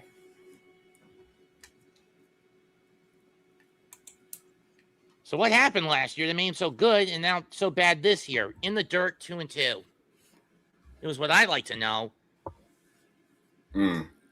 Alvarez is out for 6 to 8 weeks with a calf issue. Damn. Mets got to get it together, man. They gonna dig themselves a hole they can't get out of. At this point, they're already in that. At least and say what you will about Philadelphia. Strike 3, Chisholm goes down, swings, so Peterson gets out of the inning, but not before he coughs up 1 run on 1 hit and strands 2. But say what you will about Philadelphia also having digging themselves in the same hole. At least they found a way out by getting rid of Rob Thompson and replacing him with Don Mattingly, who's using this as a redemption arc for himself. Am I right? Yeah, I mean, you're right. They did. They did get better. I mean, everyone, any Yankee fan worth their salt knows that Don, as a manager, ended up taking a massive shaft when he was in Miami. Did he not? Don Mattingly is well respected by the Yankees. So, yeah, I have nothing bad to say about Don Mattingly. I mean, I'm just saying, he really ended up getting shafted by the Marlins when he was their manager. Everybody does, though. I mean, it's the True. Marlins. It's on the fact that after they win this world title, instead of keeping the core together, they blow it up. And they did that twice. Yep. But within 7 years of each other, I might want to point out.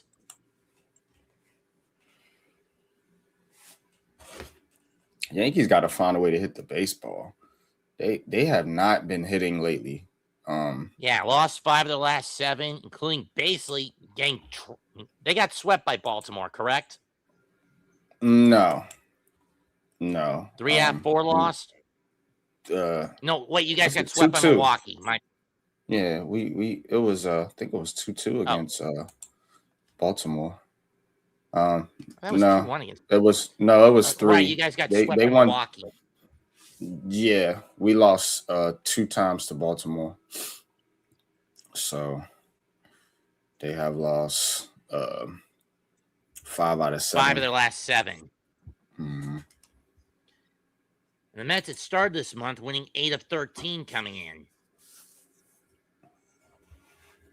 Including a So what has been the difference with the Mets and their not winning streak, but at least trying to get it back together? What do you think has been the difference? Good month. I'd have to say bringing the kids up. They provide a better spark. They're bringing fun. AJ Ewing has brought fun and a sense of plate discipline well beyond his years. Ball on the bench. Bench started the Mets run with a double in the 3rd inning and scored on a wild pitch and a throwing error in the 3rd inning.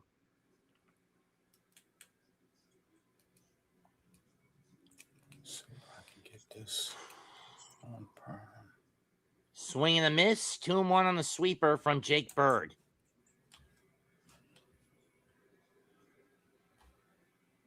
Right now, Peterson in line for the win since he finished out the 5th inning. Carlos Rodon under the gun for the loss. Check swing foul down the 3rd baseline by Benj. Yeah, I'm not the biggest Rodon fan. I'm waiting on Cole to get back because he's kind of up and down.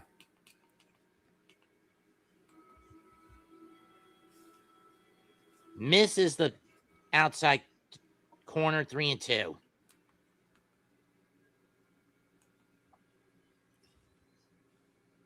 As we're officially halfway through this game. That's fouled off. We'll do it again. I'm going to cut. This is what happened Wednesday. Carson Benj threw the whole base hit that brought home AJ Ewing to win the game against the Tigers in extras.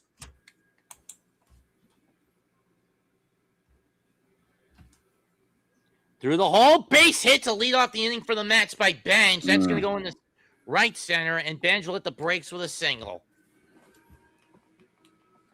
Yeah, like I said, not the biggest fan of this Yankees bullpen. Well, Cashman has done everything but fix the bullpen, has he not? Yeah, pretty much. I mean, after all, this is the guy that signed Tommy Kahnle, a man who through the entirety of the 2024 playoffs threw nothing but change-ups. I mean, you remember my game calls of the World Series. I kept snapping at the fact Kahnle would throw nothing, but it was only throwing change-ups with tactical tunnel vision. He has a fastball in his arsenal. Why spam the changeup? 0-1 to Bichette. Strike 2.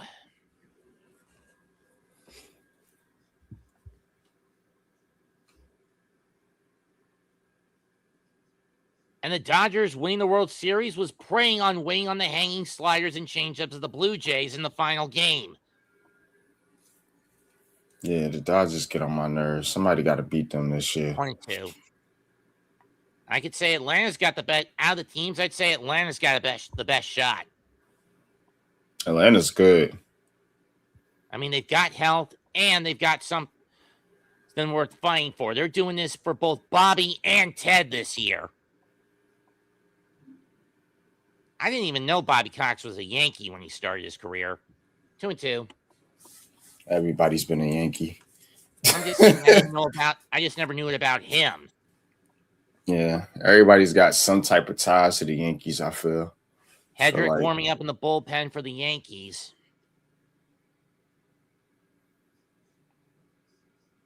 Of course, ironically enough, the legit managing start for Cox was not in Atlanta. It was in Toronto in the mid-'80s.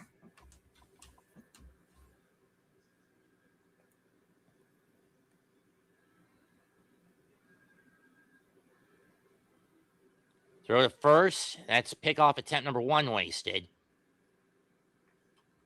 2-2. And Bichette pops it up. Chisholm under it, makes the catch.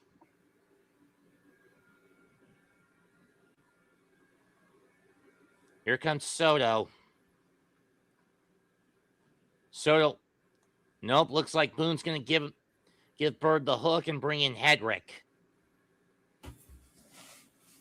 Here we go. Getting to this bullpen now. This is where the fun starts. To be fair with the Mets, they got into their bullpen early because they started with Brazoban as an opener.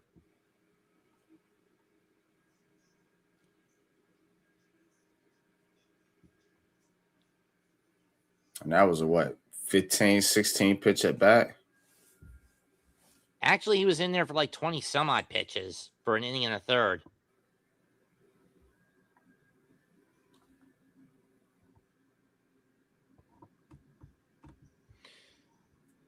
Brent Hedrick. This one was actually a 5-pitch at bat with Bichette. With Bichette, but the pitcher he threw 16 pitches, 17 pitches. Let's see. Jake Bird, 15 pitches. 15, yep.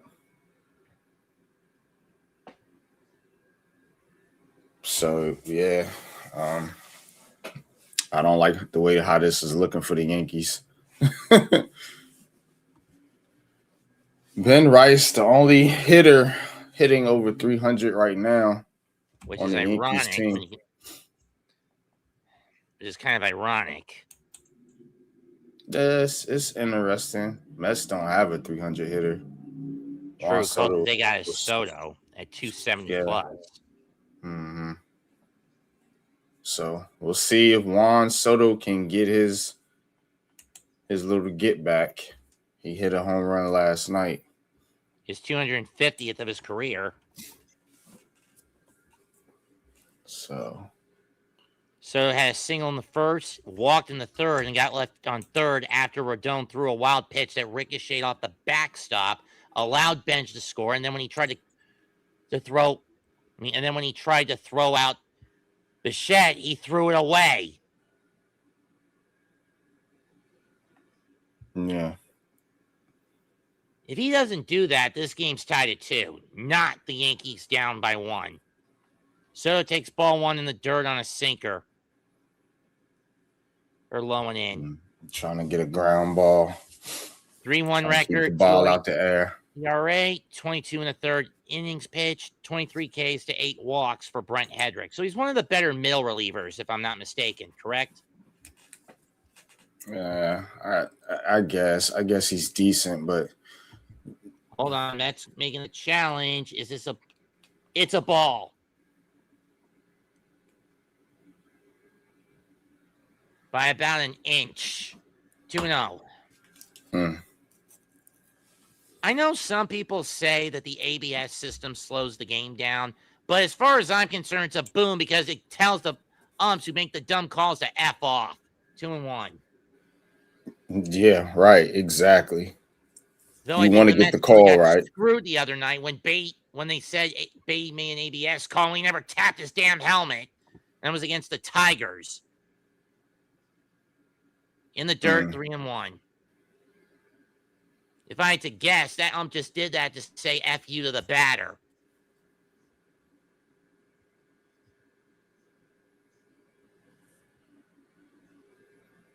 Yeah, dude, gotta hit the strike zone. Like, always getting behind the count. And ball 4, too far in. Soto's on with a walk. That's going to move bench to second. 5-pitch walk. Yeah, see. And now here comes Mr. Free Swing, Mark Vientos. Yankees going to move into double play depth. So this guy throws a lot of pitches, a lot of sinkers, and so definitely trying to look for a ground ball here. The cut, foul ball, 0-1.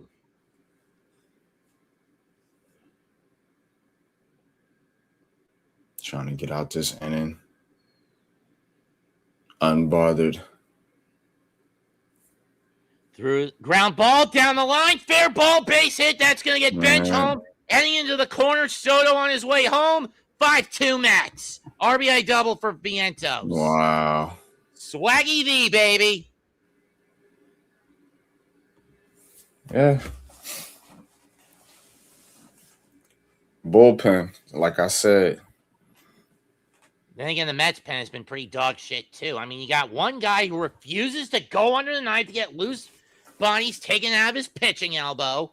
You have a guy that's washed. In Manaea and Kimbrel, respectively, just to clear it up.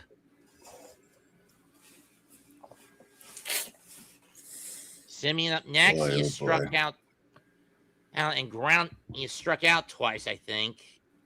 Yes, he has.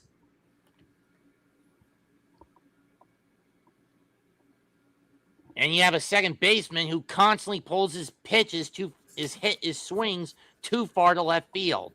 1-1. These guys don't look confident out there. They don't. Scooped up by Rosario. He'll look Vientos back to second. 2 down.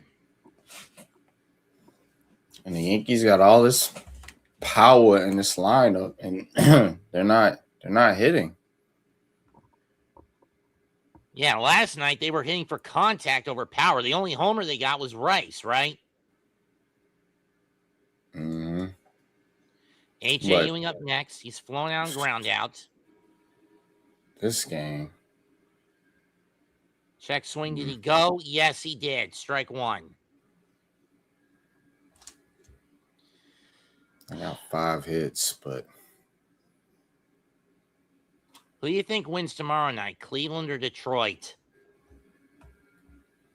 Oh, in the NBA? I'm going to go with Detroit.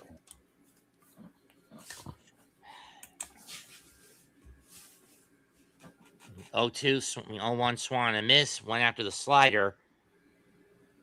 And I think now the pitching cores are starting to figure A.J. Ewing out. 0-2 pitch. And Oh, he he's chased young, on the dirt, inning so over. he's gonna have to figure himself out. You know what I'm saying? Because True. he's still young. So Mets get 2 on 2 hits and strand 1.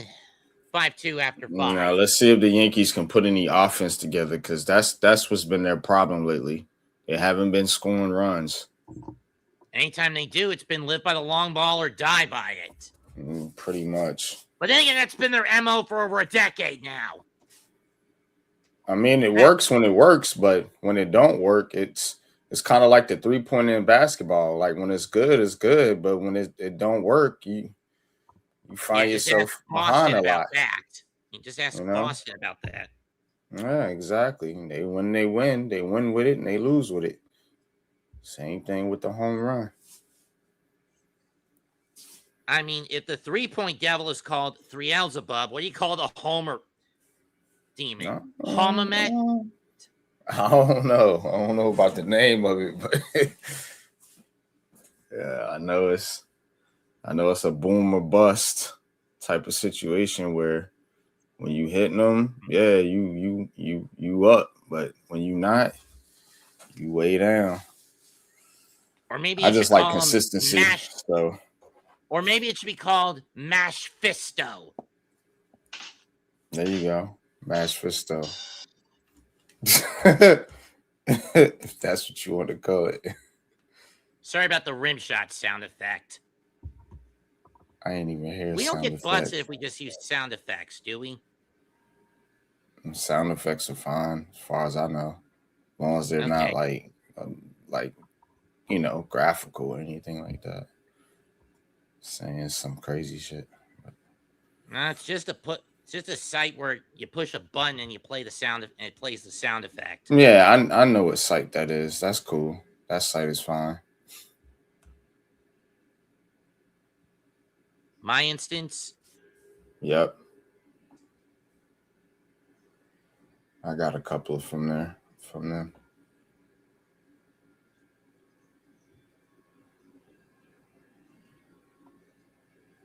or would it be Mashistopheles? They are keeping Peterson out there. Fly ball, left field, into the corner, off the wall by Rosario. And he'll jog into second with a leadoff double. Okay, let's go. There you go. Got to start hitting the baseball, like I said. You know what I mean? Yo, Miz.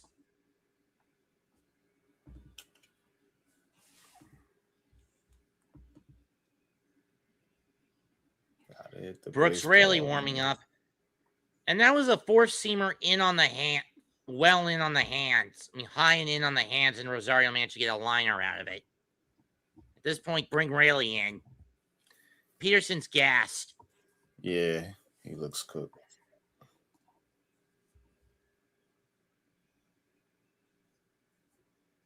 If you're Boone, do you have Grisham bunt in this situation?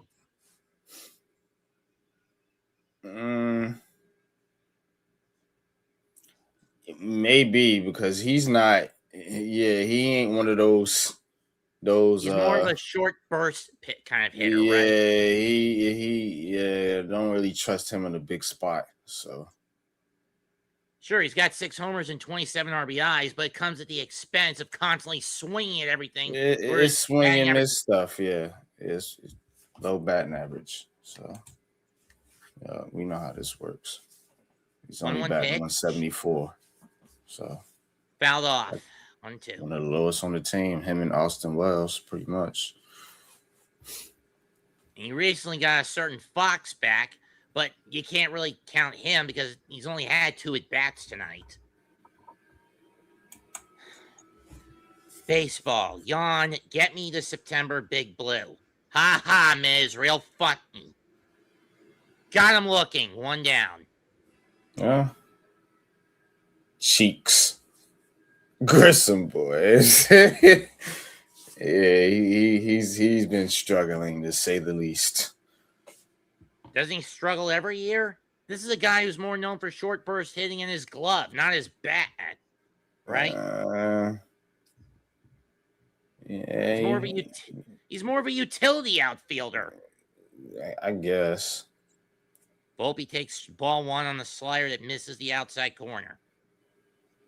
Kind of like how Volpe is basically your guys' version of a much younger but better contact hitting Ray Ordonez. A guy more known for his glove, but competent with his bat. Yeah, you still gotta get the bats going.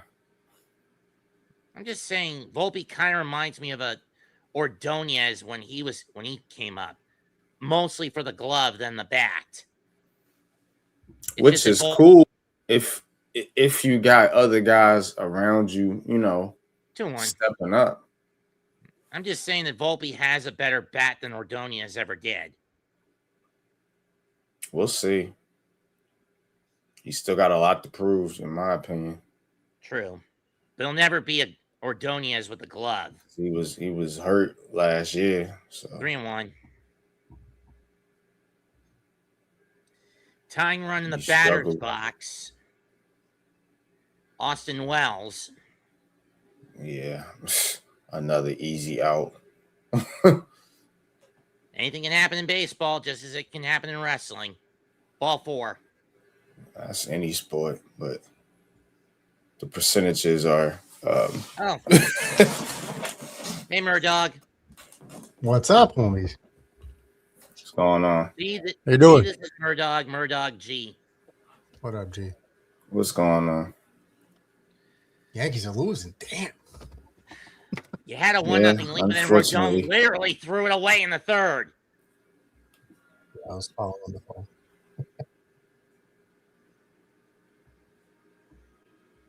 This is not good. Is it ever good?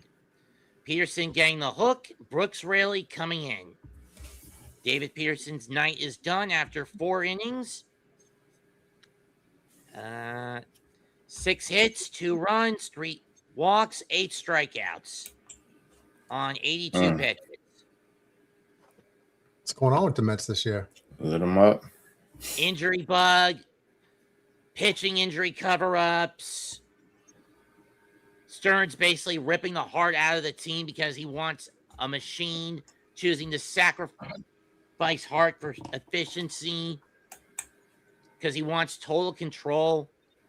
This is what happened in the third, Murdog. Rodon threw a wild pitch over for Wells' head. That allowed Carson Bench to score.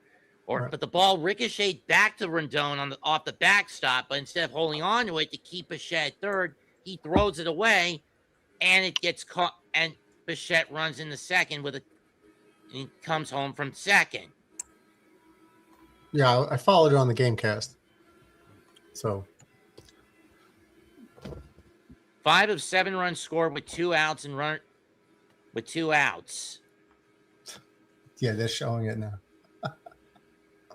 What is that Smoltz is eating? I've never been to Citi Field, but which dish is that? Mm-hmm. Trust me, the last ballpark I've been to is Great American in Cincy.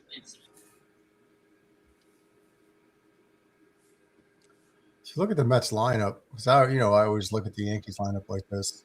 You see on the right side of your screen, if you scroll down, I guess these have been altered today, like Benj is 2 for 3, right? But look at those bat averages.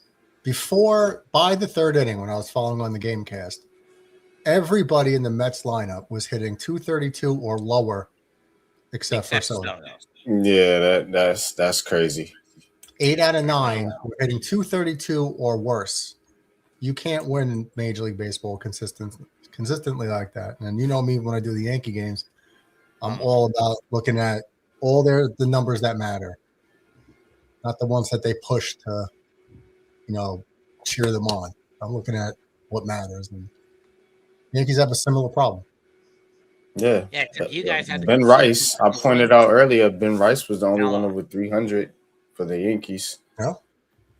He was on fire before he got hurt. And you've got at least one, and the Yankees have 1, 2, 3, 4, 5 guys hitting over 230. Yeah, look, you don't need everyone hitting 310, but I mean, is 265, 275 asking for too much? That's what I'm saying. that's how the baseball was when I grew up. It was like, 260, 270 was You're your average mediocre. hitters. You know what Yeah, I'm you're saying? mediocre, right? Right. And then below that, you had your 230 hitters, your 220, 240, stuff like that. Those were kind of like, your, like you said earlier, Mess, your utility guys. Right. When I was a kid, the only people that were hitting 220, 230 were shortstops and catchers. That's Right. it. Yeah. And it was Like okay because if they were like Ozzie Smith, like defensive wizards. Swung on a miss, strike 3 to Wells. Third then it's strikeout of the day for him. 2 down. Because they valued their defense more, run saving on defense rather than them being stars at the plate. Unless you're guys like Mike Piazza, to lesser extent, Todd Hundley. No, what they did was they traded efficiency for home runs and power and launch angle. And it's not a recipe for success. Like when the Yankees were playing the Dodgers in the World Series 2 years ago, I was like, they ain't winning. They're just, Mets, you remember the videos I did on the strikeout rates? It was out of control. And then when we talked last year, when I did an OTD setting up for last year's World Series between LA and Toronto, most of us didn't really give Toronto much. I was the only one that gave Toronto a legitimate chance. Yeah, I didn't think it was going to be as competitive as it was, to tell you the truth. Rice this year has been hitting much better off righties than he's been off lefties, though it's a pretty even split. They were talking about like, oh, bring back Rizzo, like, oh, trade Ben Rice. I was like, wait, what? No. Nah. Rizzo was a couple years ago after the concussion. A couple years ago, when I watched this kid swing, and I was like, he's lethal in the Bronx. You watch, give him a shot. Every ball he hit was a line drive somewhere. I was like, you see that early on in the kid's career, barreling up baseballs left and right. You gotta just let him play. And that short porch. Line drives in the gap that would be doubles, like one hoppers off the wall, end up in the third row. So true. 2 balls, 1 strike to Rice. And he's got legit power everywhere. He's gone up over this year too. Scoop it up, flip it to Bailey, got Raley, and get it, and the Mets get out of that. 1 hit, 1 walk, 2 stranded. That's unfortunate.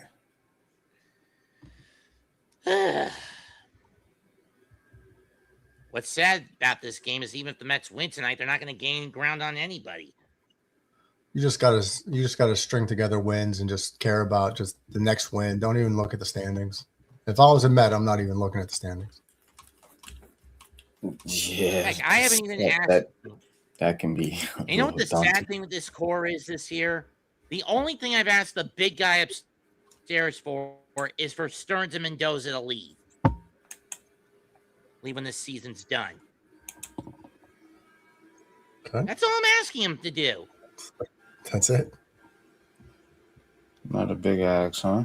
Look, the moment he has Nimmo, McKinnon, Alonso, a couple people to get fired. That's all. I just want him to jump off a skyscraper. That's all.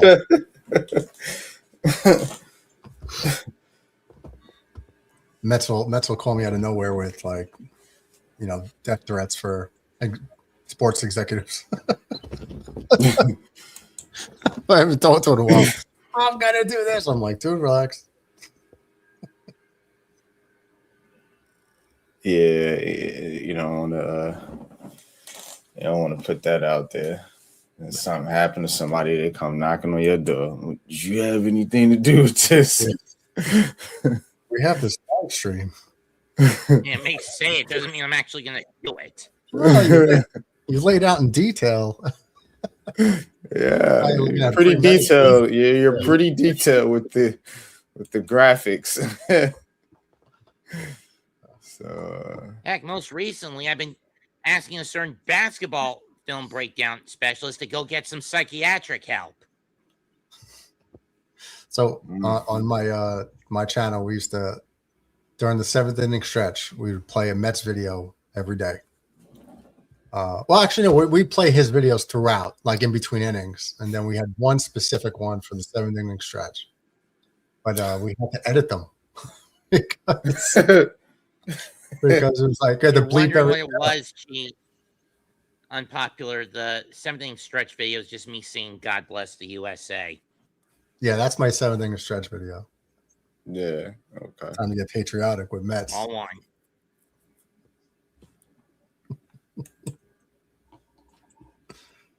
But trust me, my singing is horrible. It's the effort, man. I could, yeah. I Later could. pops it up, I right could field. Judge is under it. Few steps to his left, imagine. to his right, one down.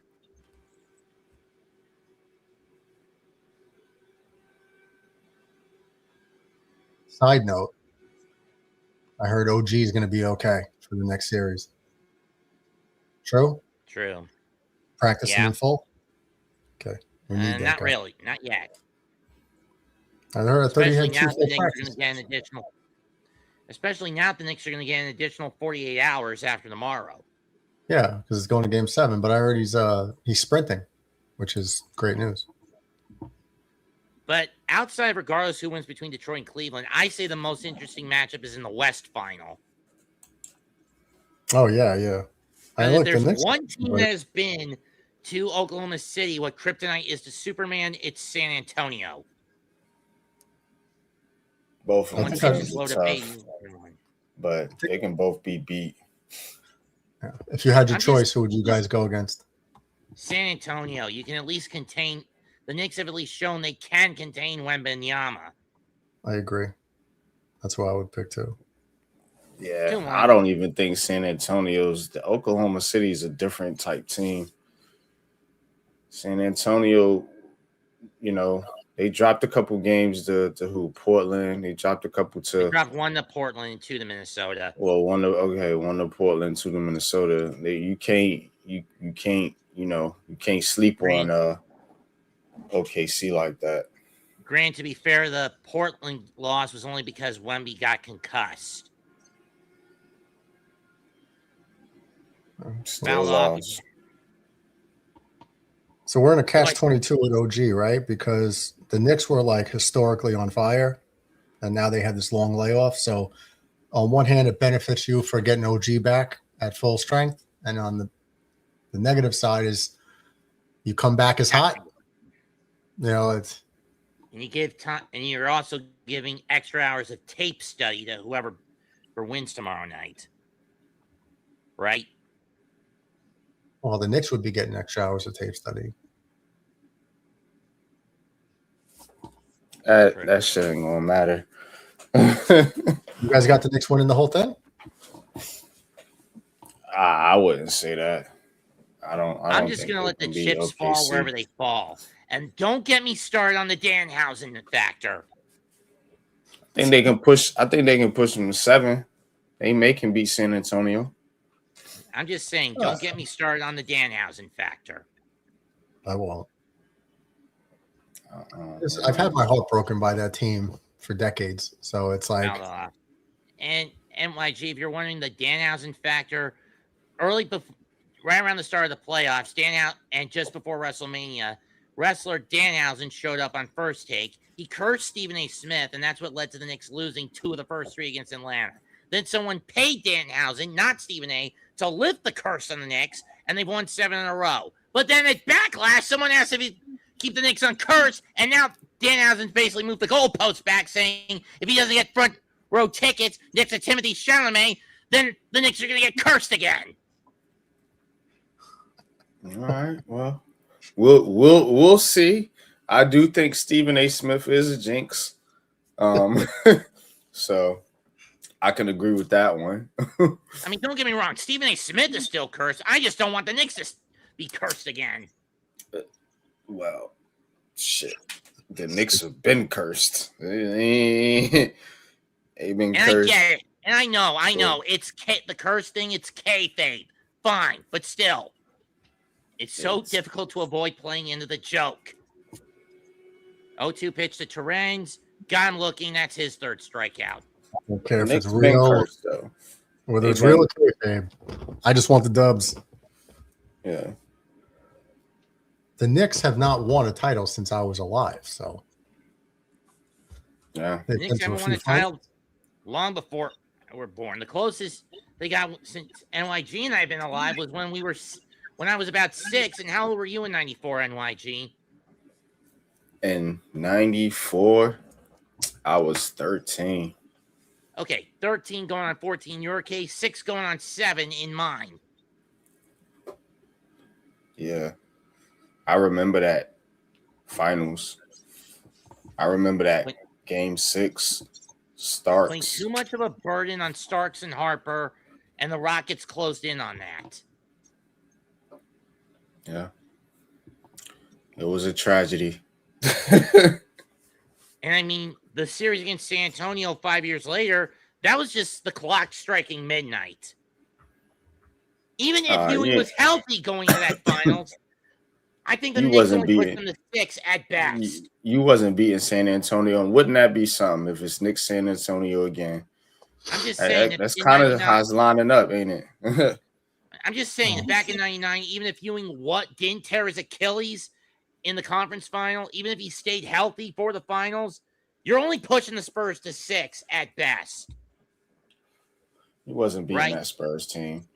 And That's the what I'm Knicks saying. You was would have what, only gotten 8th seed, right. And 7th like I seed, said, you 8th would have seed. only it was an 8. And It like was I an said, you 8, would have yeah. only pushed them into a 6th game at best. Right? I don't know if they pushed him to 6. I mean, they had Tim Duncan as a rookie and David And they had Robinson the in his prime. and you So, also had one of the players that was responsible for the last Nick loss in the final, Super Mario. yeah, Mario Chalmers. Ellie. It was Mario Ellie. Elliott. Elliott. Yeah, my bad. I always confuse them. Mario Elliott. He played with the Rockets. Yup. I mean, what series did Ewing blow the series on a finger roll? I think that's was what It kind was of. Pacers series in 95. Yeah. Yeah. Okay, that wasn't that the one where Reggie won it with like 8 points in 6 seconds or something like that? That 8 series, points in like 11 seconds, but yes. something like that. But that's the same series, right? Yeah. Yes. When I Knicks saw trying to it- go back to back finals, and then that ruined it. When he did the finger roll, I mean, I was out on him Pacers lost to the Magic. on the next round. Yep. And then the Magic gets swept. They got swept. Yeah, they got their ass. Down the line, fair ball into the corner. Judge going to second with a leadoff double. So one thing I couldn't understand was I was like, bro, you're 7 feet tall. Throw that shit down. Why are you getting fancy with a finger roll? Go throw it down. Like that was so weird. I hated that play. He was one of the first centers that I saw because I was a teenager, and he played soft. He barked a lot, but he played soft. Like he was trying to shoot jump shots at the top of the key, or like a lot of them dudes exposed that though, man. They used to get it. That's why they got Mason and Oakley to protect you. Yeah. Yeah, but Bellinger pops this one up. Right field. Benj moves to his right. And he dropped it. He dropped it? And that's going to score Judge 5-3 Mets. Okay. The Mets going to cough it up, huh? I saw a highlight of Mark Vientos tripping over his own feet at first base. Was that recent? Is he that bad? I don't watch the Mets a lot. I mean, I do when I can, but I don't watch them a lot. Is he that bad? If this doesn't remind you of what Judge did during Game 5 of the World Series, I don't know what. Yeah, it didn't bring the glove in close enough. I think he took his eye off too, right? Looking to see if Judge was going to tag on him. No, that wasn't deep enough for a tag. Well, I'm saying if he still took his eye off it, we'll see. Missed by Goldschmidt on one. I'm like 10 seconds away from you. I'm looking at his height. Yeah, I'm behind. I'm way behind. 3-9 on bench. No run, no RBI for Bellinger, but it does give life to the Yankees. Fouled off by Goldschmidt, 0-2. He did start taking his eye off the ball at the very last second. Yeah.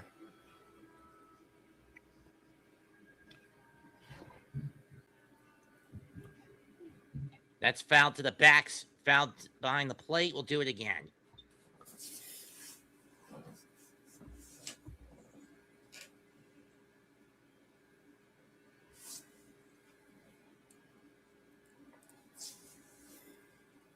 Yankees got to And he manufacture hit some runs Goldschmidt in here. the knee. Oh man, yeah, he giving up the goods. This dude right here. And Rayleigh is usually much more controlled of this. What the hell's going on? And they need to go talk to him. Need a male visit or And I have a something. bad feeling that Carlos Mendoza is about ready to do the one thing that makes me want to strangle him. Make a dim-witted bullpen gamble because he's got Luke Weaver warming up. Mike, what he need to do is make a bullpen move because this dude right here looking wild.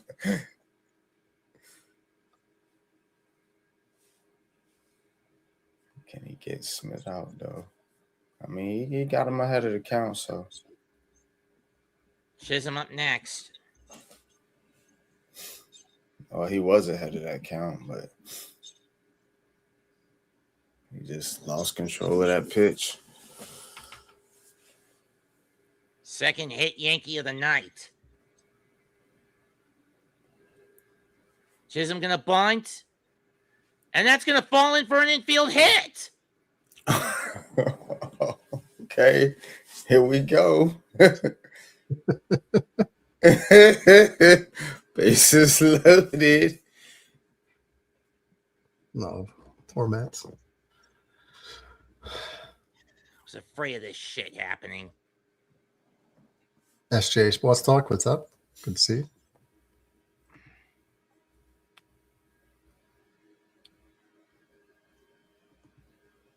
And Rayleigh's going to get the hook. And this is what pisses me off about Mendoza.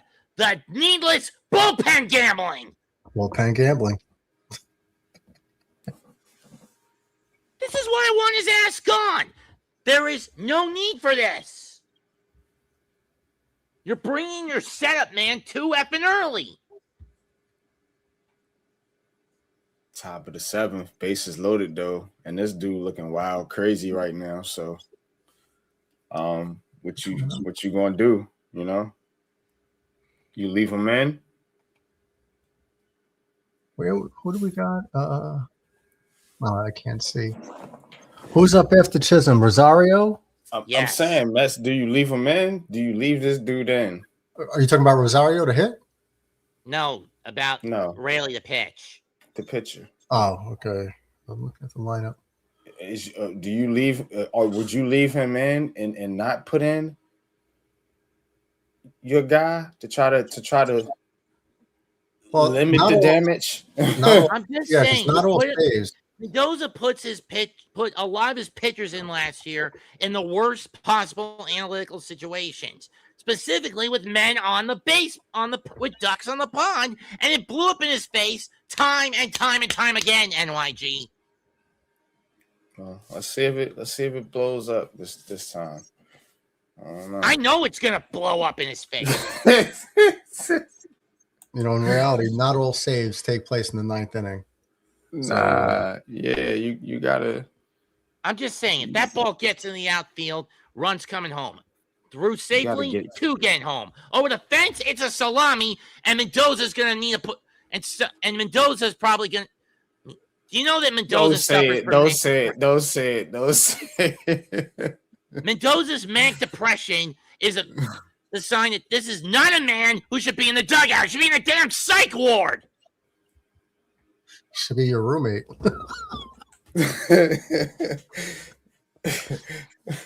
Mets, if he was your roommate in the psych ward, would you end him? Would you order 66 him?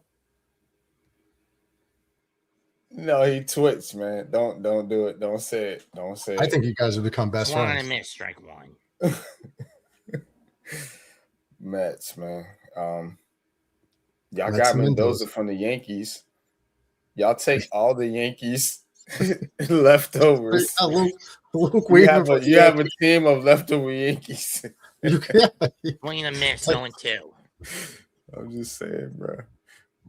This is the problem. Why let's always get the Yankees B team. Right.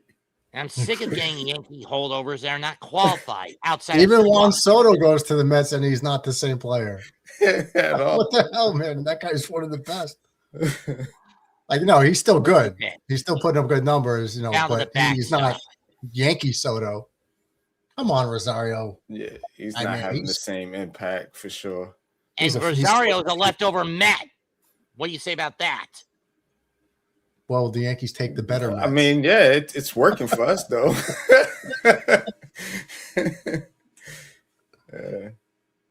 Yeah, didn't he hit a double earlier? Dropper, foul ball. He's just too much of a free swinger, but man, when the guy makes contact, he hits the ball hard. Yeah, I like him. He's decent. Yeah. Right now he's at 270. Shit.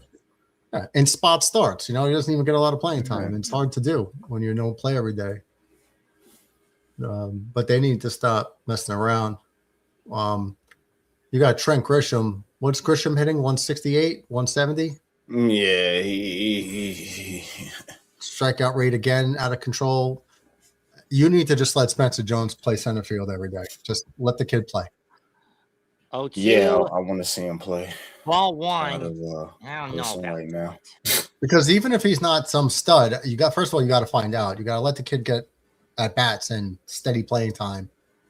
And is he going to hit worse than 170? Probably not. No, I don't think so. It's hard to. Right. So it's like, what are you really losing? You're just letting the kid get, more experience at the major league level. Got him swinging, one down. Yeah, look, he just took a four-seam pitch for a ball. Yeah, I didn't know Weaver was throwing 98.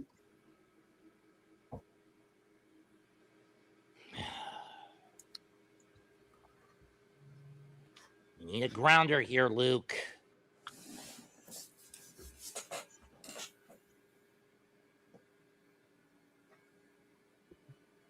It's a good pitch, though. Yeah, see, I'm 2 pitches behind you. But strike one. That was a good pitch by Weaver. Strike him out. Oh, wait, Yankees are going to challenge this. Call stands.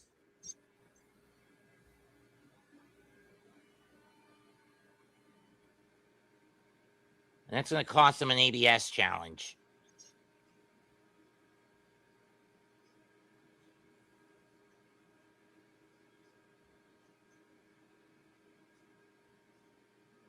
SGA, I've been to therapists. They don't help. Strike two. I was in therapy from the time I was 9 up until I was 30 when they took me off the meds.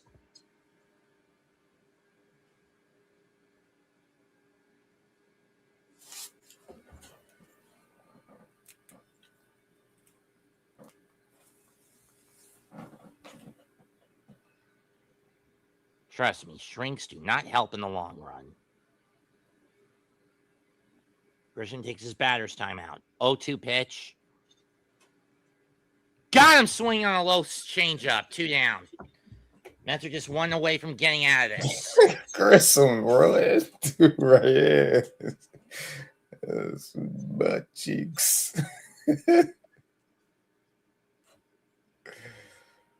I'm with you, man. Like, just let the young player play, man. There's no upside here, man. Here comes Volpe. Ball one. Volpe coming back from injury. So there's not really much to work with here for the Yankees. But he has walked twice tonight.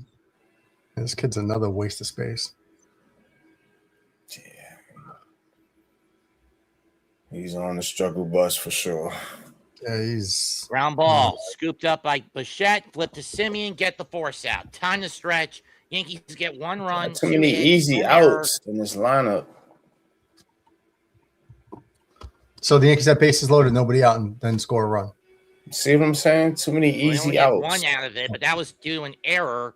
So that's an unearned run for Bellinger. He doesn't get an RBI. 6.5. No, but the situation itself, they didn't have bases loaded when they scored the run. They had bases loaded with nobody out and still couldn't bring anybody in. True. As I said, 1 run, 2 hits, 1 error, and the Yankees leave the bags bloated. Leave the Ducks on the pond. 5-3 Mets through 6.5. Volpe has no confidence at the plate. Just What they fell in love was with a rookie shortstop hitting 19 home runs. And it's like, so what? Like they're focusing too much on home runs. It's the wrong metrics to be focusing on for success. Even when you're looking at the metrics, you know what I'm saying? Like, you know you're gonna hit more home runs playing in Yankee Stadium. You know what I'm saying? And that's kind of how it is, how it's been, you know, for a lot of hitters, you know what I'm saying, and but Volpe's case, you know what I'm saying, is just he had a little pop year, and Timmy Hill is going to come out to pitch the bottom of the 7th for the Yankees. When your philosophy is swing and miss, that's when your philosophy is swing and miss, then yeah, you know, you're gonna see home run numbers, but what else are you getting? You know, true. I'm going to say this about Tim Hill. This is the guy that should have been on the mound in Game 5, not Tommy Canley. Yeah. Well, even the grand slam to Freeman in the World Series, like you put in Nestor Cortez, who hasn't pitched in months, coming off an elbow injury, who said he's going to need surgery in the offseason. And Tim Hill was effective the whole year and in the postseason up to that point. And you don't put Tim Hill in to face the lefty, you put a weaker lefty. That's just bad management by Boone. Talking about the World Series a couple of years ago. Yeah. I don't. I'm just surprised at how I feel about Aaron Boone is. And you think that everyone's just changed? Ben's going to try to bunt, pulls back, ball 1. And I think a lot of people have changed their tune on Davey Roberts, but that's only because he's got at least 4 elite Hall of Fame players on his team. Yeah, true. Swing and a miss. Without Ohtani, Freeman, Betts, Yamamoto, Ben's looking to atone for the screw up. And he was just beating himself up in the dugout after that inning, and you can't blame him. Strike 2. Can you? Man, I don't care what about the damn Dodgers, bro.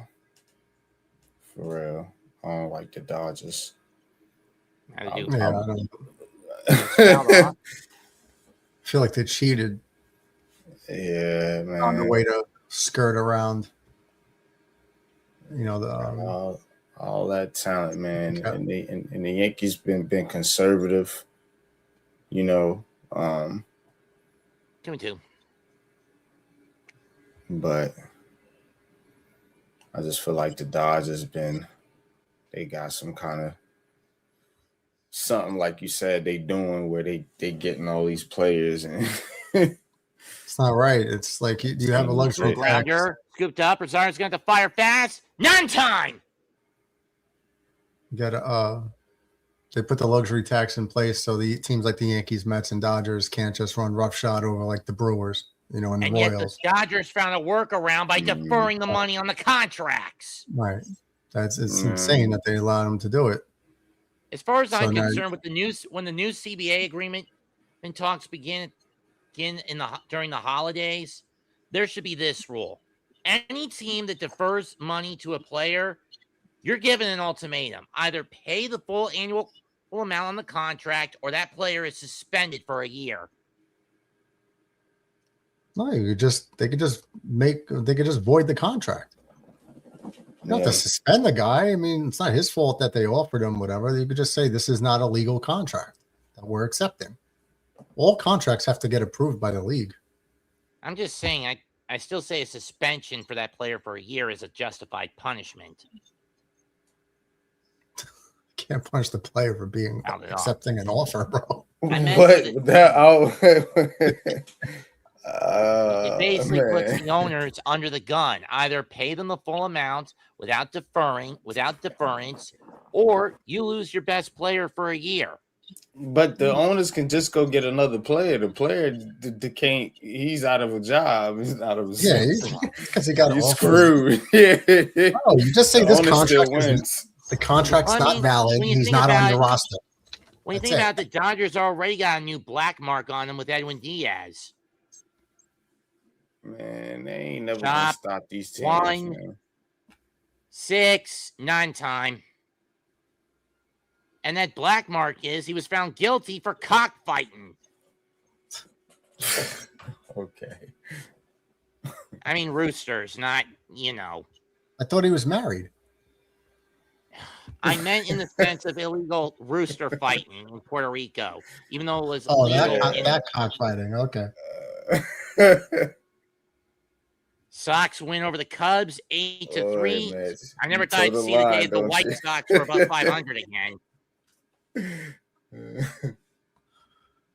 So when I was talking before, like, all right, about the right numbers, right? Who's the best team in history, in your opinion? The best team in history. Yeah, best team, single season, best team in history. 98 Yankees. Yankees. 98 Yankees. Line what shot, was it? base hit in the 100? right. Judge cuts it off. Bichette racing for third. Soto will be held to a single. Okay, so I agree. It's the 98 Yankees. What do you think? Who hit the most home runs on the 98 Yankees and how many? Tino Martinez. Tino Martinez. You know how many he hit? Like 28. 28. Damn. 28. Ernie had 26. O'Neill had 24. Even Darryl had almost hit 24. Bo Bichette on the ricochet. If that ball hit Bo, he was out. He would have been out. Darryl Strawberry had 24 home runs in 101 games. So I Yeah. mean, he was on pace for a season if he played every day.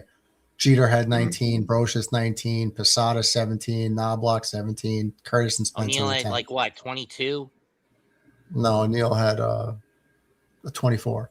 Yeah. But so that's not huge home run numbers, No. right? That's not huge. Okay. Well, let's see what is huge.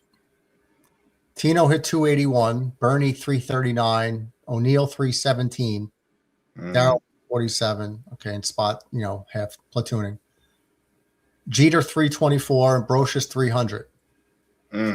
That's four dudes well over 300. See right there. saying? For the catcher who provided pop towards the bottom of the lineup hit 268, second baseman 265. Like, that's how you win. Yeah. Your on base percentages 355, 422. That's like Judge, like Bernie Williams 422 that year. That's like Aaron Judge getting on that clip. O'Neill 372, Jeter 384. This is how you win games. You could have what nowadays? home runs. Music. You could hit as many home runs as you want, but if nobody's on base when you hit them, it's just a solo home run. Camilo Doval now comes on to pitch for the Yankees. I never heard of this That's guy. why the Yankees get games where they don't either hit no runs or they have like 1 or 2 or 3 runs. It's because those little solo home run shots, like you said, and that's really all you getting out of this lineup right now. I mean, you can argue this. I mean, you can argue the same thing with teams like Philadelphia. They're too over reliant on Schwarber and Harper. What the Yankees should have done is, I'm not a fan of Jazz Chisholm. And speaking of Philadelphia, in their last 18 games since firing Rob Thompson, 14-4 record. Harper hitting 323, March 375, and 11 homers and 19 RBIs for Schwarber. What I've been asking the Yankees do for at least 3 seasons now is go get Luis Arias. From when he was in Minnesota. That guy gets on base all the damn time. Somehow, some way. He gets a hit. He's still in San Diego? Yeah, he's in San Diego. But the Yankees keep having opportunities to sign him, and they just don't. I don't understand why. He's a table setter. You got Grisham hitting leadoff. Well, I think they took him out now, but you're sticking with a leadoff hitter hitting 170. That's crazy, yo. Aaron Judge is coming up next. You got this guy's never on base for him. I want to. I know Jazz has a lot more power than Arias, obviously, but I just need you on base for the best player in baseball. Soto tries to steal second and does, and that gets rid of the double play threat. Ball 1. And it's not like the Yankees are no great defensive team either. So it's like, what are you getting out of some of these guys, man? I mean, who has the best defensive efficiency in Major League Baseball right now? I don't know. It's not either of the teams on our screen. Swung and missed 1-1. Yeah, I could have told you that, but it's just you got to do the little things. You can't just be home run and trot around the bases all the time. 1-1 pitch from Duvall. Ground ball. No choice but to go to first. Bichette scores. 6-3 Mets. So productive out for Vientos. Gets his 22nd RBI of the year.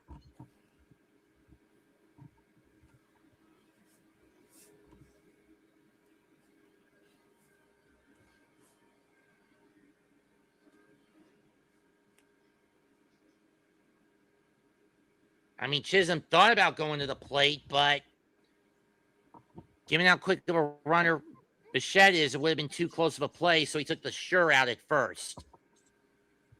Ball 1 to Simeon in the dirt. Can I blame Chisholm for doing that? No. Nah, you got to get that out. That's a bang play, probably at the plate. 1-0 pitch.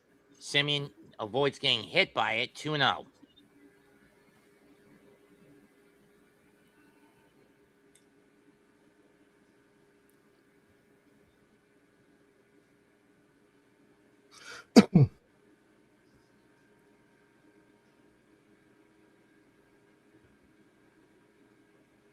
Strike 1.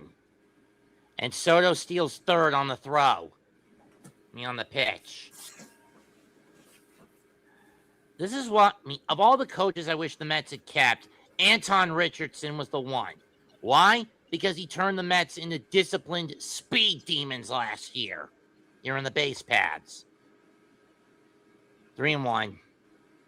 But no, they let him walk, and now he's in Atlanta doing the same damn thing for the Braves. Know what I mean, Murdog? I haven't really been following them, to tell you the truth, the other teams. Simeon grounds it to Rosario, throw to first, inning over. 1 run, 2 hits, 1 man stranded.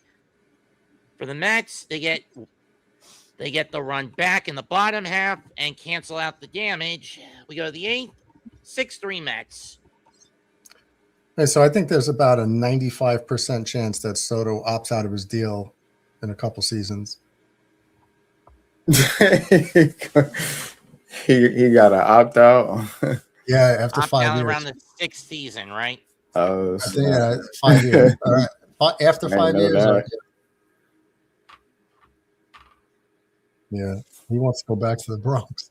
Yeah, he's going back to the Yankees for sure. Sure, he wants to. At least there's not as much political backlash in the locker room with the Yankees as there is with the Mets. Well, he had it made there because he didn't have to face the reporters. Judge did that. Judge takes the heat off everybody.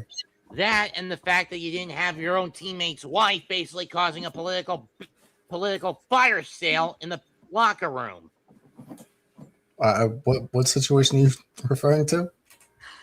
Lindor's wife is part of Zora Mondami's cabinet, and this led to a huge shouting match between Lindor's wife, Nimmo's wife, and Alonso's wife.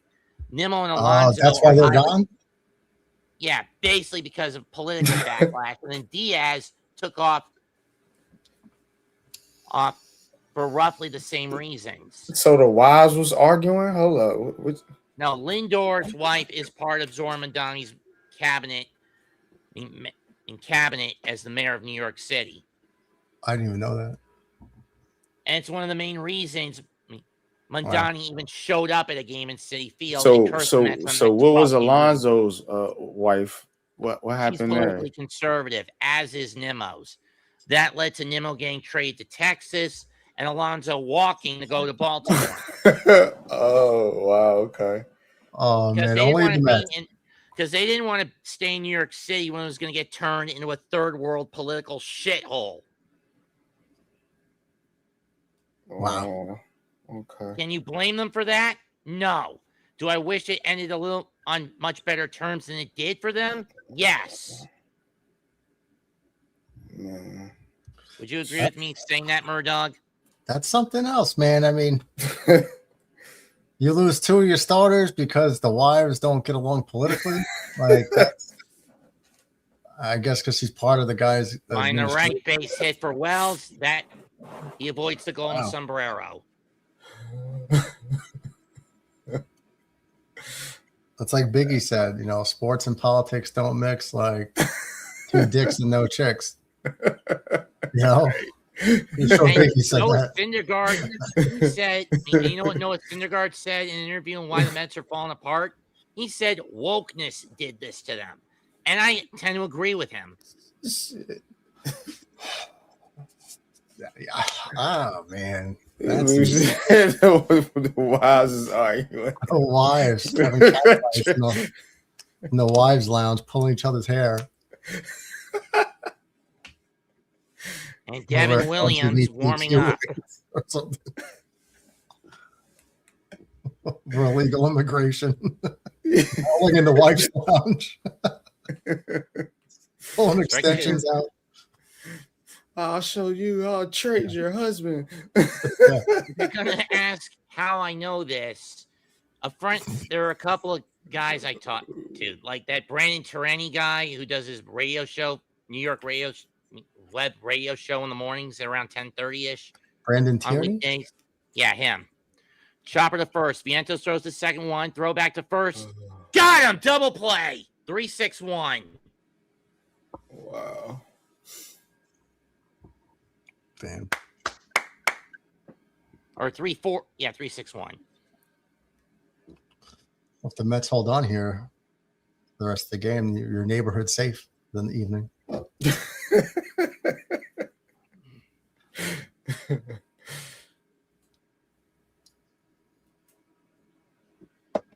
And the only reason I'm a Mets fan was because as a kid, I mean, from 3rd to 6th grade, the school I went to in the Hillcrest section of Queens, even though it wasn't really a special needs school, it was actually a school in the traditional sense. It was a special needs academy that was basically integrated into a Jewish community center. Every spring, we go to at least one Met game at Old Shea. Yeah, I think that was like torture therapy. I don't think they were trying to help you. I think they were trying to keep. From 96 to 99, Murdog, that I went. I'd rather have my balls shocked for those 3 years. Become a Met fan. Yeah, that's not I don't know. That's a choice you don't come back from, becoming a New York Met fan. I don't know, man. It's almost like being a Jet fan. So, and you gotta remember, the last ballpark I've been, and the last pro ball game I've been to was a Reds game. Yeah, I used to that. And ironically, my first ball game in the MLB I went to was a Yankees game when I was part of the Royal Rangers when I was like 4 going on 5. So you had an opportunity and you chose poorly, is what you're saying. I was only 4 or 5 years old at the time, you all right? Poorly. Yeah, you should have known better. Baseball at 5 years old, and you know that. Should have known better. Yeah. I didn't understand baseball at 5 years old. They sent my dad. Should have felt it. They put me in a Met shirt when I was like 3 years old. They put me in a Met shirt. I've never forgiven them. I mean, NYG, I've shown Murdog this, but this was the pro ball game program guide for the last pro ball game I went to in 2013. Reds. What are you bringing Yeah. that up for? It was the last gonna time I become went a to a Reds Major League fan now? Baseball stadium. No, it was the last time I went to an MLB ballpark. I thought that was another type of Fly right magazine where the center. pages are stuck O.J. together. Ewing makes a catch, inning over.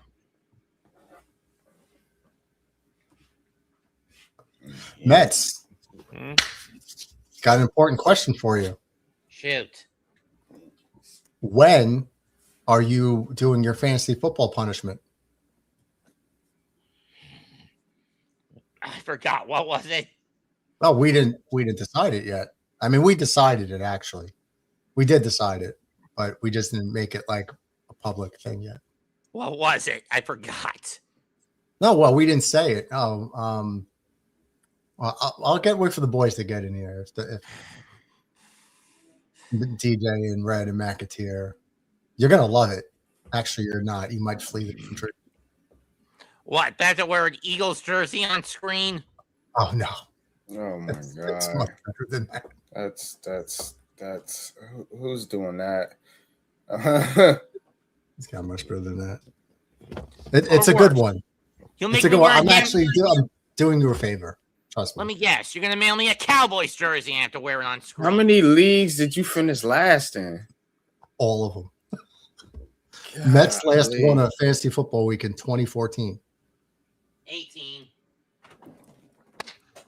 Well, you finished last in our league, and you finished last in that league. How many leagues did you play in, Mets, where you finished last? Last year, just 2. Man. And at least I finished set in the top 10 in the Pick'em League. Did you? How many weeks did you win? I know you beat Ratcliffe one week, right? Just 1. Just one. So and you could have beat a better guy too. And Guy this tried is to the act like he was. one from the last Subway Series in 08 at Shea, NYG. Oh, that's pretty cool. I like that. Even though it's Mets. It was the last time I ever got to go to Shea Stadium.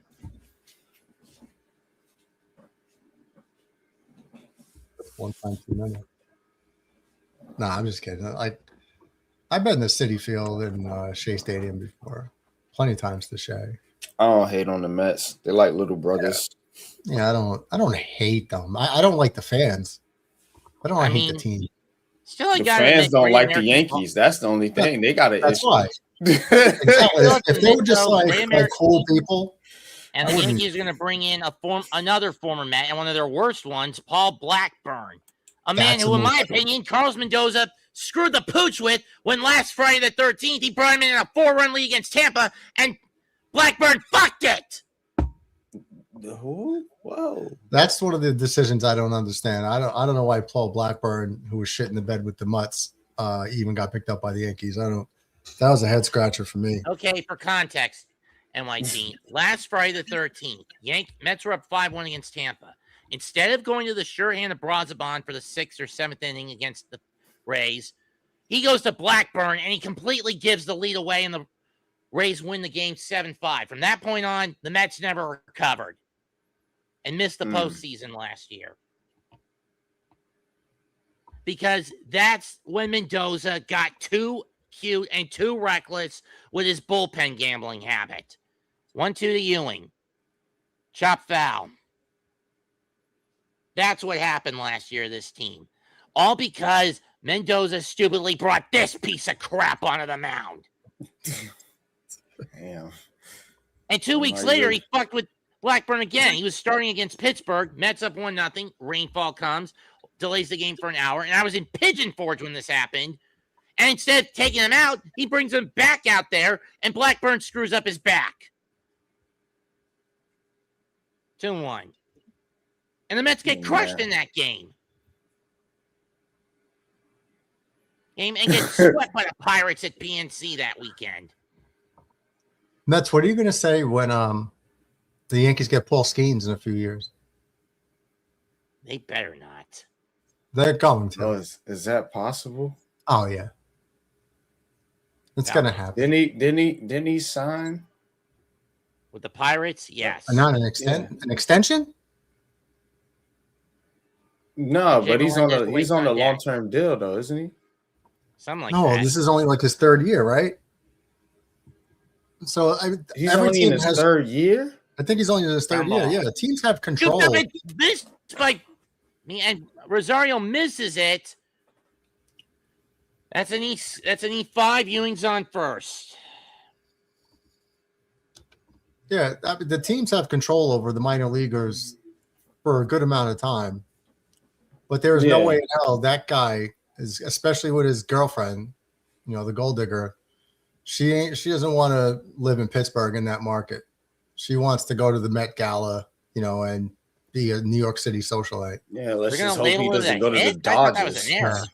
The That's- Dodgers to the Yankees, but I think he wants to be a Yankee. I think he does. But she wants to be like in the New York City nightlife and trying to be a model and all that stuff. So as far as I'm concerned, as far as I'm concerned, Skeens better be hitting the sake while he still can. dude, he's gonna be a Yankee. Telling you. And Murdoch, if you're wondering what I mean by hitting the sake, let me go get something. Go get what? What is he going to get? I don't know. Some. I think he said a sock. A sock. Socky. Dude, don't bring that sock. I hope you ain't bringing that sock. This is a family-friendly show. No, I said sake, as in as in booze. Oh, okay. You're not really though. For context, I got this a few months ago, a new cookbook. Oh, did you? Weren't you on the Vincent Price cookbook last time I was on here? Yeah, but I got this one a few months back at an anime convention. I've made a few out of this one. AJ Ewing safe with a stolen base. Kept his hand, got his foot and hand to stay on the bag. Oh, wait. He's out. His foot come off the bag? His foot collided with Volpe's, and then, when his foot hooked with Volpe's, it caused his foot to come off the bag. He overslid the bag. Yeah. This guy's another guy. This Austin Wells, no, wait, man. they're saying he stepped on the bag, and he got his foot, the tip of his foot back on the bag, so he's safe. He's safe. No, the club is on the back of his shoe. When it's off the ground, he's out. Well, the Yankees have challenged it. Yeah, right there. His hand's on him. Okay, There's no contact. Hold it. He's out, buddy. He's out. He's out. He's out. He's right there. Okay, that last clip where he comes up off of the ground. Yep. Yeah, right as his foot hooks around the top of Volpe's ankle. He's out. This is another guy. This Austin Wells, they are sticking with this kid because he's a left-hander. He's got power. I don't care, bro. You're a 170 hitter. Get out of here. You barely throw people out. And with the Mets, with Torrens, they're basically forced to because Alvarez is going to be out 6 to 8 weeks. A 170 catcher who hits 20 homers. I don't need you. That's driven to right field, but it's foul. Yeah, Austin Wells is. I mean, and how much power do you need in this lineup? You see what I'm saying? So you need to balance it out with contact. No, I'm not even looking for like a 280 hitter. You got Judge, you got Stan whenever he's healthy. You got Bellinger who can hit home runs. I mean, you got enough home run hitters. Like, get some contact guys in there at some of these other positions, like catcher, like shortstop. Yeah, you need hitters. Yeah. Oh, what's the Matt? Scroll down. I can't see what the chat on your screen, but what's Wells' average? It's well under 200. I know that. It's probably like 180. It's 176. Yeah. 176. Grissom is 171. It's no bueno. And he strikes out all the time. And Torrens isn't that much better. He's at 193. But again, it's a necessity issue with him. With Alvarez out, it's either him or Senger, and Torrens actually is better known as a utility catcher, is more known for his glove and arm, not his bat. Well, I look at Austin Wells. He doesn't even block pitches in the dirt. He tries to glove everything and misses, and he doesn't throw many people out. So unlike Lorenz, who can throw people out. you have to be a goalie back there. Someone's throwing you know a pitch is going in the dirt, or a good probability of it can go into the dirt. You need to be able to slide laterally and smother the baseball so it doesn't go to the backstop. He tries to like glove everything. That's for sure. It's bad instincts. Bay with a double in the fourth that opened the doors a bit for the Mets. Upstairs, 1-1.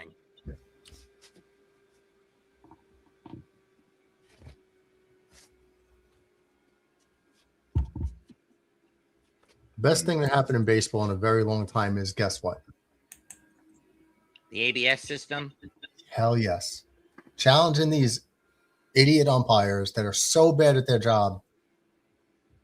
And then when you point out that you're incorrect, they kick you out of the game because you embarrassed them. What? Or they'll take a challenge from you out of spite. There's so much that you can go with this too. Like, just think about this. If they had ABS decades ago, there would be different World Series champions. There would be different stats for every player, pitcher and batter. There'd be the contracts would be different. Dumbass umps like Joe West or Angel Hernandez. Right, but just think of all the how history would be different. That's foul off the foot this way. 2-2. 85 World Series, the Cardinals had the Royals beat, and they made a terrible call at first base and extended the game, and the Royals won game 6 and 7. So or in 2010 when Hernandez basically took a perfect game away from that pitcher for the Tigers. It was a Galarraga.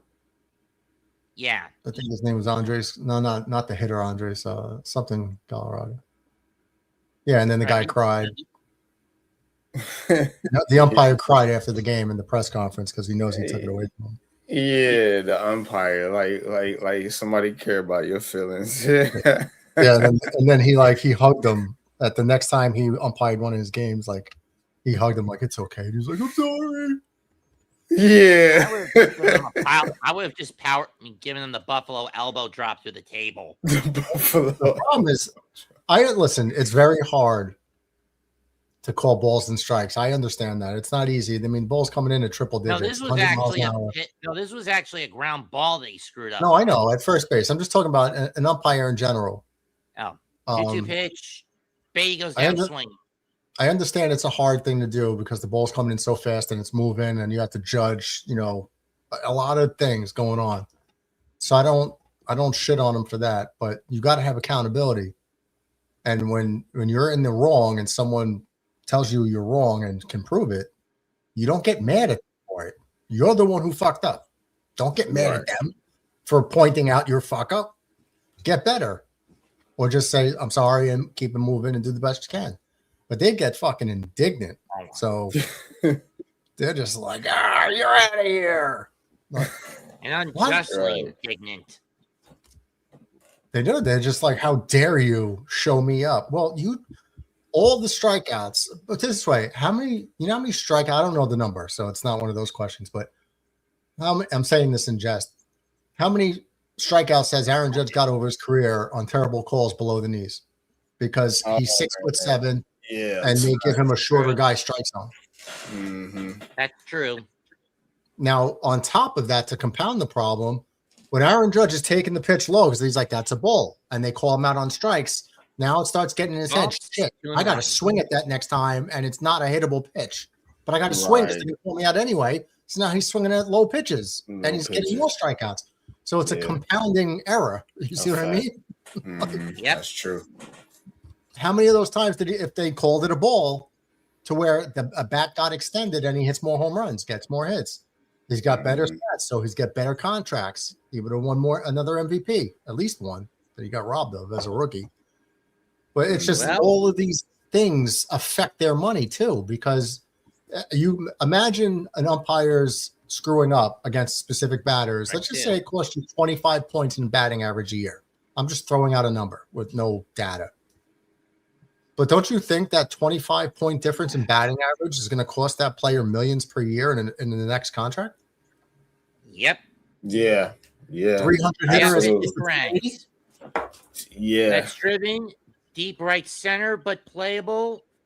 Grisham under it, makes the catch, inning over. We go to the And ninth, it's all said and done. 6-3 Mets. You're looking at Hall of Fame considerations, like the back of your baseball card when it's all over, your career numbers. Now we can go back to the beginning of baseball and, apply this, and then the whole history of the sport would be different. So true. But I guess Yeah. better Bellinger, Goldschmidt, and Chisholm. So the whole point of saying this is, like, I understand that it's a hard job to call balls and strikes, but this is so easy now, having the computers just let them know, like, that's a ball, that's a strike. And the fact that they needed to take away the authority from them to just willy-nilly throw people out of games. They trigger happy like hell, because they're worried about their ego. Like, you made me look bad. Now imagine spending Aaron hundreds Rodgers of is coming dollars. back to Pittsburgh. Oh, good God. Who is? Oh, Rodgers. Yeah, like 25 mil. Imagine bringing your family to a baseball game to see Judge or anybody else. Mm-hmm. First inning, there's a terrible strike three call, terrible call. And Judge is like, yo, are you serious? Blah, blah, blah. And they're like, are you talking back to me? You're out. And you just spent hundreds and hundreds of dollars on tickets for you and your family, parking, concessions. And the guy you actually came for your kids to see is now kicked out of the game. Throws them out. Yeah, that's whack. Yeah, I hate that. I hate that. That's corny right there. They should not. And where's the accountability? How come? I know at my job, if I perform poorly, I would get fired. They don't get fired. They're protected. They don't get fined. There's no accountability. So it's like that would incentivize them to do a better job. So true. And if they throw somebody out when they shouldn't have thrown them out, Major League Baseball doesn't come down on them and say, listen, you just threw this guy out for no good reason. Baseball's been trying to be that old. They've been trying to keep their little traditions and things like that. But now you getting into the modern age, you got to start to look at things differently, and with this ABS system, then, obviously they're realizing that finally now and starting to slowly modernize their game, because that's what it's been about baseball. And that's why baseball is has fallen behind some of the other sports in terms of, popularity amongst, just in America, so because it used to be baseball and then everybody else, so but now it's, they're falling behind because they haven't kept up with, the modernization of sports, what replay and like you said, with some of the officiating issues that's been going on. One pitch almost hits Bellinger, 2-0. Devin Williams on for the blown save. Devin Williams. You got all these dudes on his That's why they bad, yo. There's no pitcher on the Mets roster I want in this spot than Devin Williams. 11 on base. If we have a chance to come back, it's against him. Or Shamanaya, who refuses to go under the knife to get those loose bodies out of his elbow.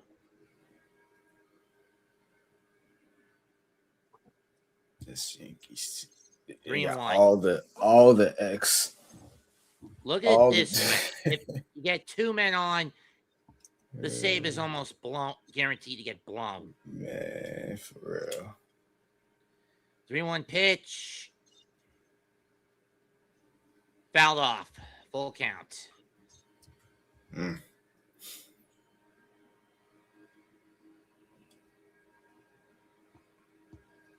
Got a couple tough outs coming up. see how this goes.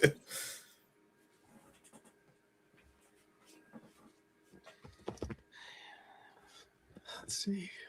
Get a couple base runners. This guy gets rattled. Yeah. He's got good movement on his pitches, but he just doesn't have control or command. Got him And then he swinging goes, on a high fastball, one down. I'm trying to jinx him, Mets. No. Hey, it's my first Met game I've called all damn year. Oh, yeah? Yeah. What? The only other games I've called so far this year have involved the Guardians. They got shut out by Seattle and got massacred by Atlanta. That's an odd choice.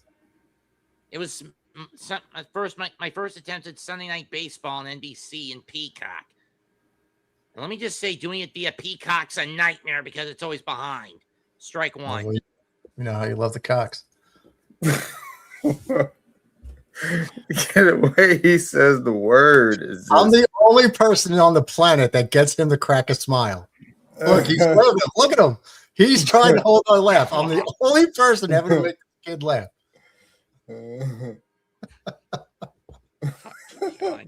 F you, I Sean. take pride in that. I am prideful on that fact. Go bugger yourself, Sean. I will. I will.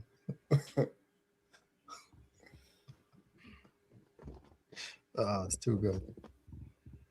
Mets, you must have missed me. Yeah. 0-2 pitch. That's driven. Left center field, but playable. Caught by Soto, 2 down. Here we go. 2 hour. Yeah. Tonight, 2 for 2 with 2 singles, a run scored, 2 stolen bases, 2 walks. Luke Weaver, 2 innings, 1 hit, 2 Ks, 1 run, no runs given up. The difference between Yankees and Mets is the Yankees would win this game and be like, all right, cool, let's go get another one tomorrow. The Mets will win this game, and their fans act like they just won the World Series. You fucking suck, Yankees suck. It's like, did we though? Chisholm takes strike one. Take strike one. Like, we're 10 games over 500. You're like 10 games below, but we suck. 9. We're about to be 7 again. I'm just throwing out a number, not being exact. I know, but I'm just saying, win here, and the Mets will be 7 under again. Hey, look, just like I told you last year, bro. When Soto was shit in the bed, I told you his numbers will even out by the end of the year, and they did. So just it's not Soto that was worrying me. It's last year it was. For Mendoza's incompetence. It's this year. Ripped. Look, Vientos has got it. He'll step on the bag, put it in the books. Mets win. All right. Got that one. Winning pitcher, David Peterson. Losing pitcher, Carlos Rodon. The Mets have won 12 of their last 17 against the Yankees at Citi Field.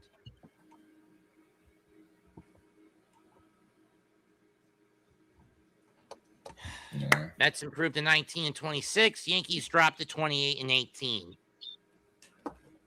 Yankees have a habit of losing to bad teams too. Man, it's getting crazy. Yeah. Like that Angel series, they could have easily got and if 3 you out of won 4. tonight, you would have pulled within a half game of Tampa. It's a 162 game season. I don't Just sweat. saying. I don't sweat May. You know, Just May saying. 16th. I'm really not getting Just my saying. panties in a bunch.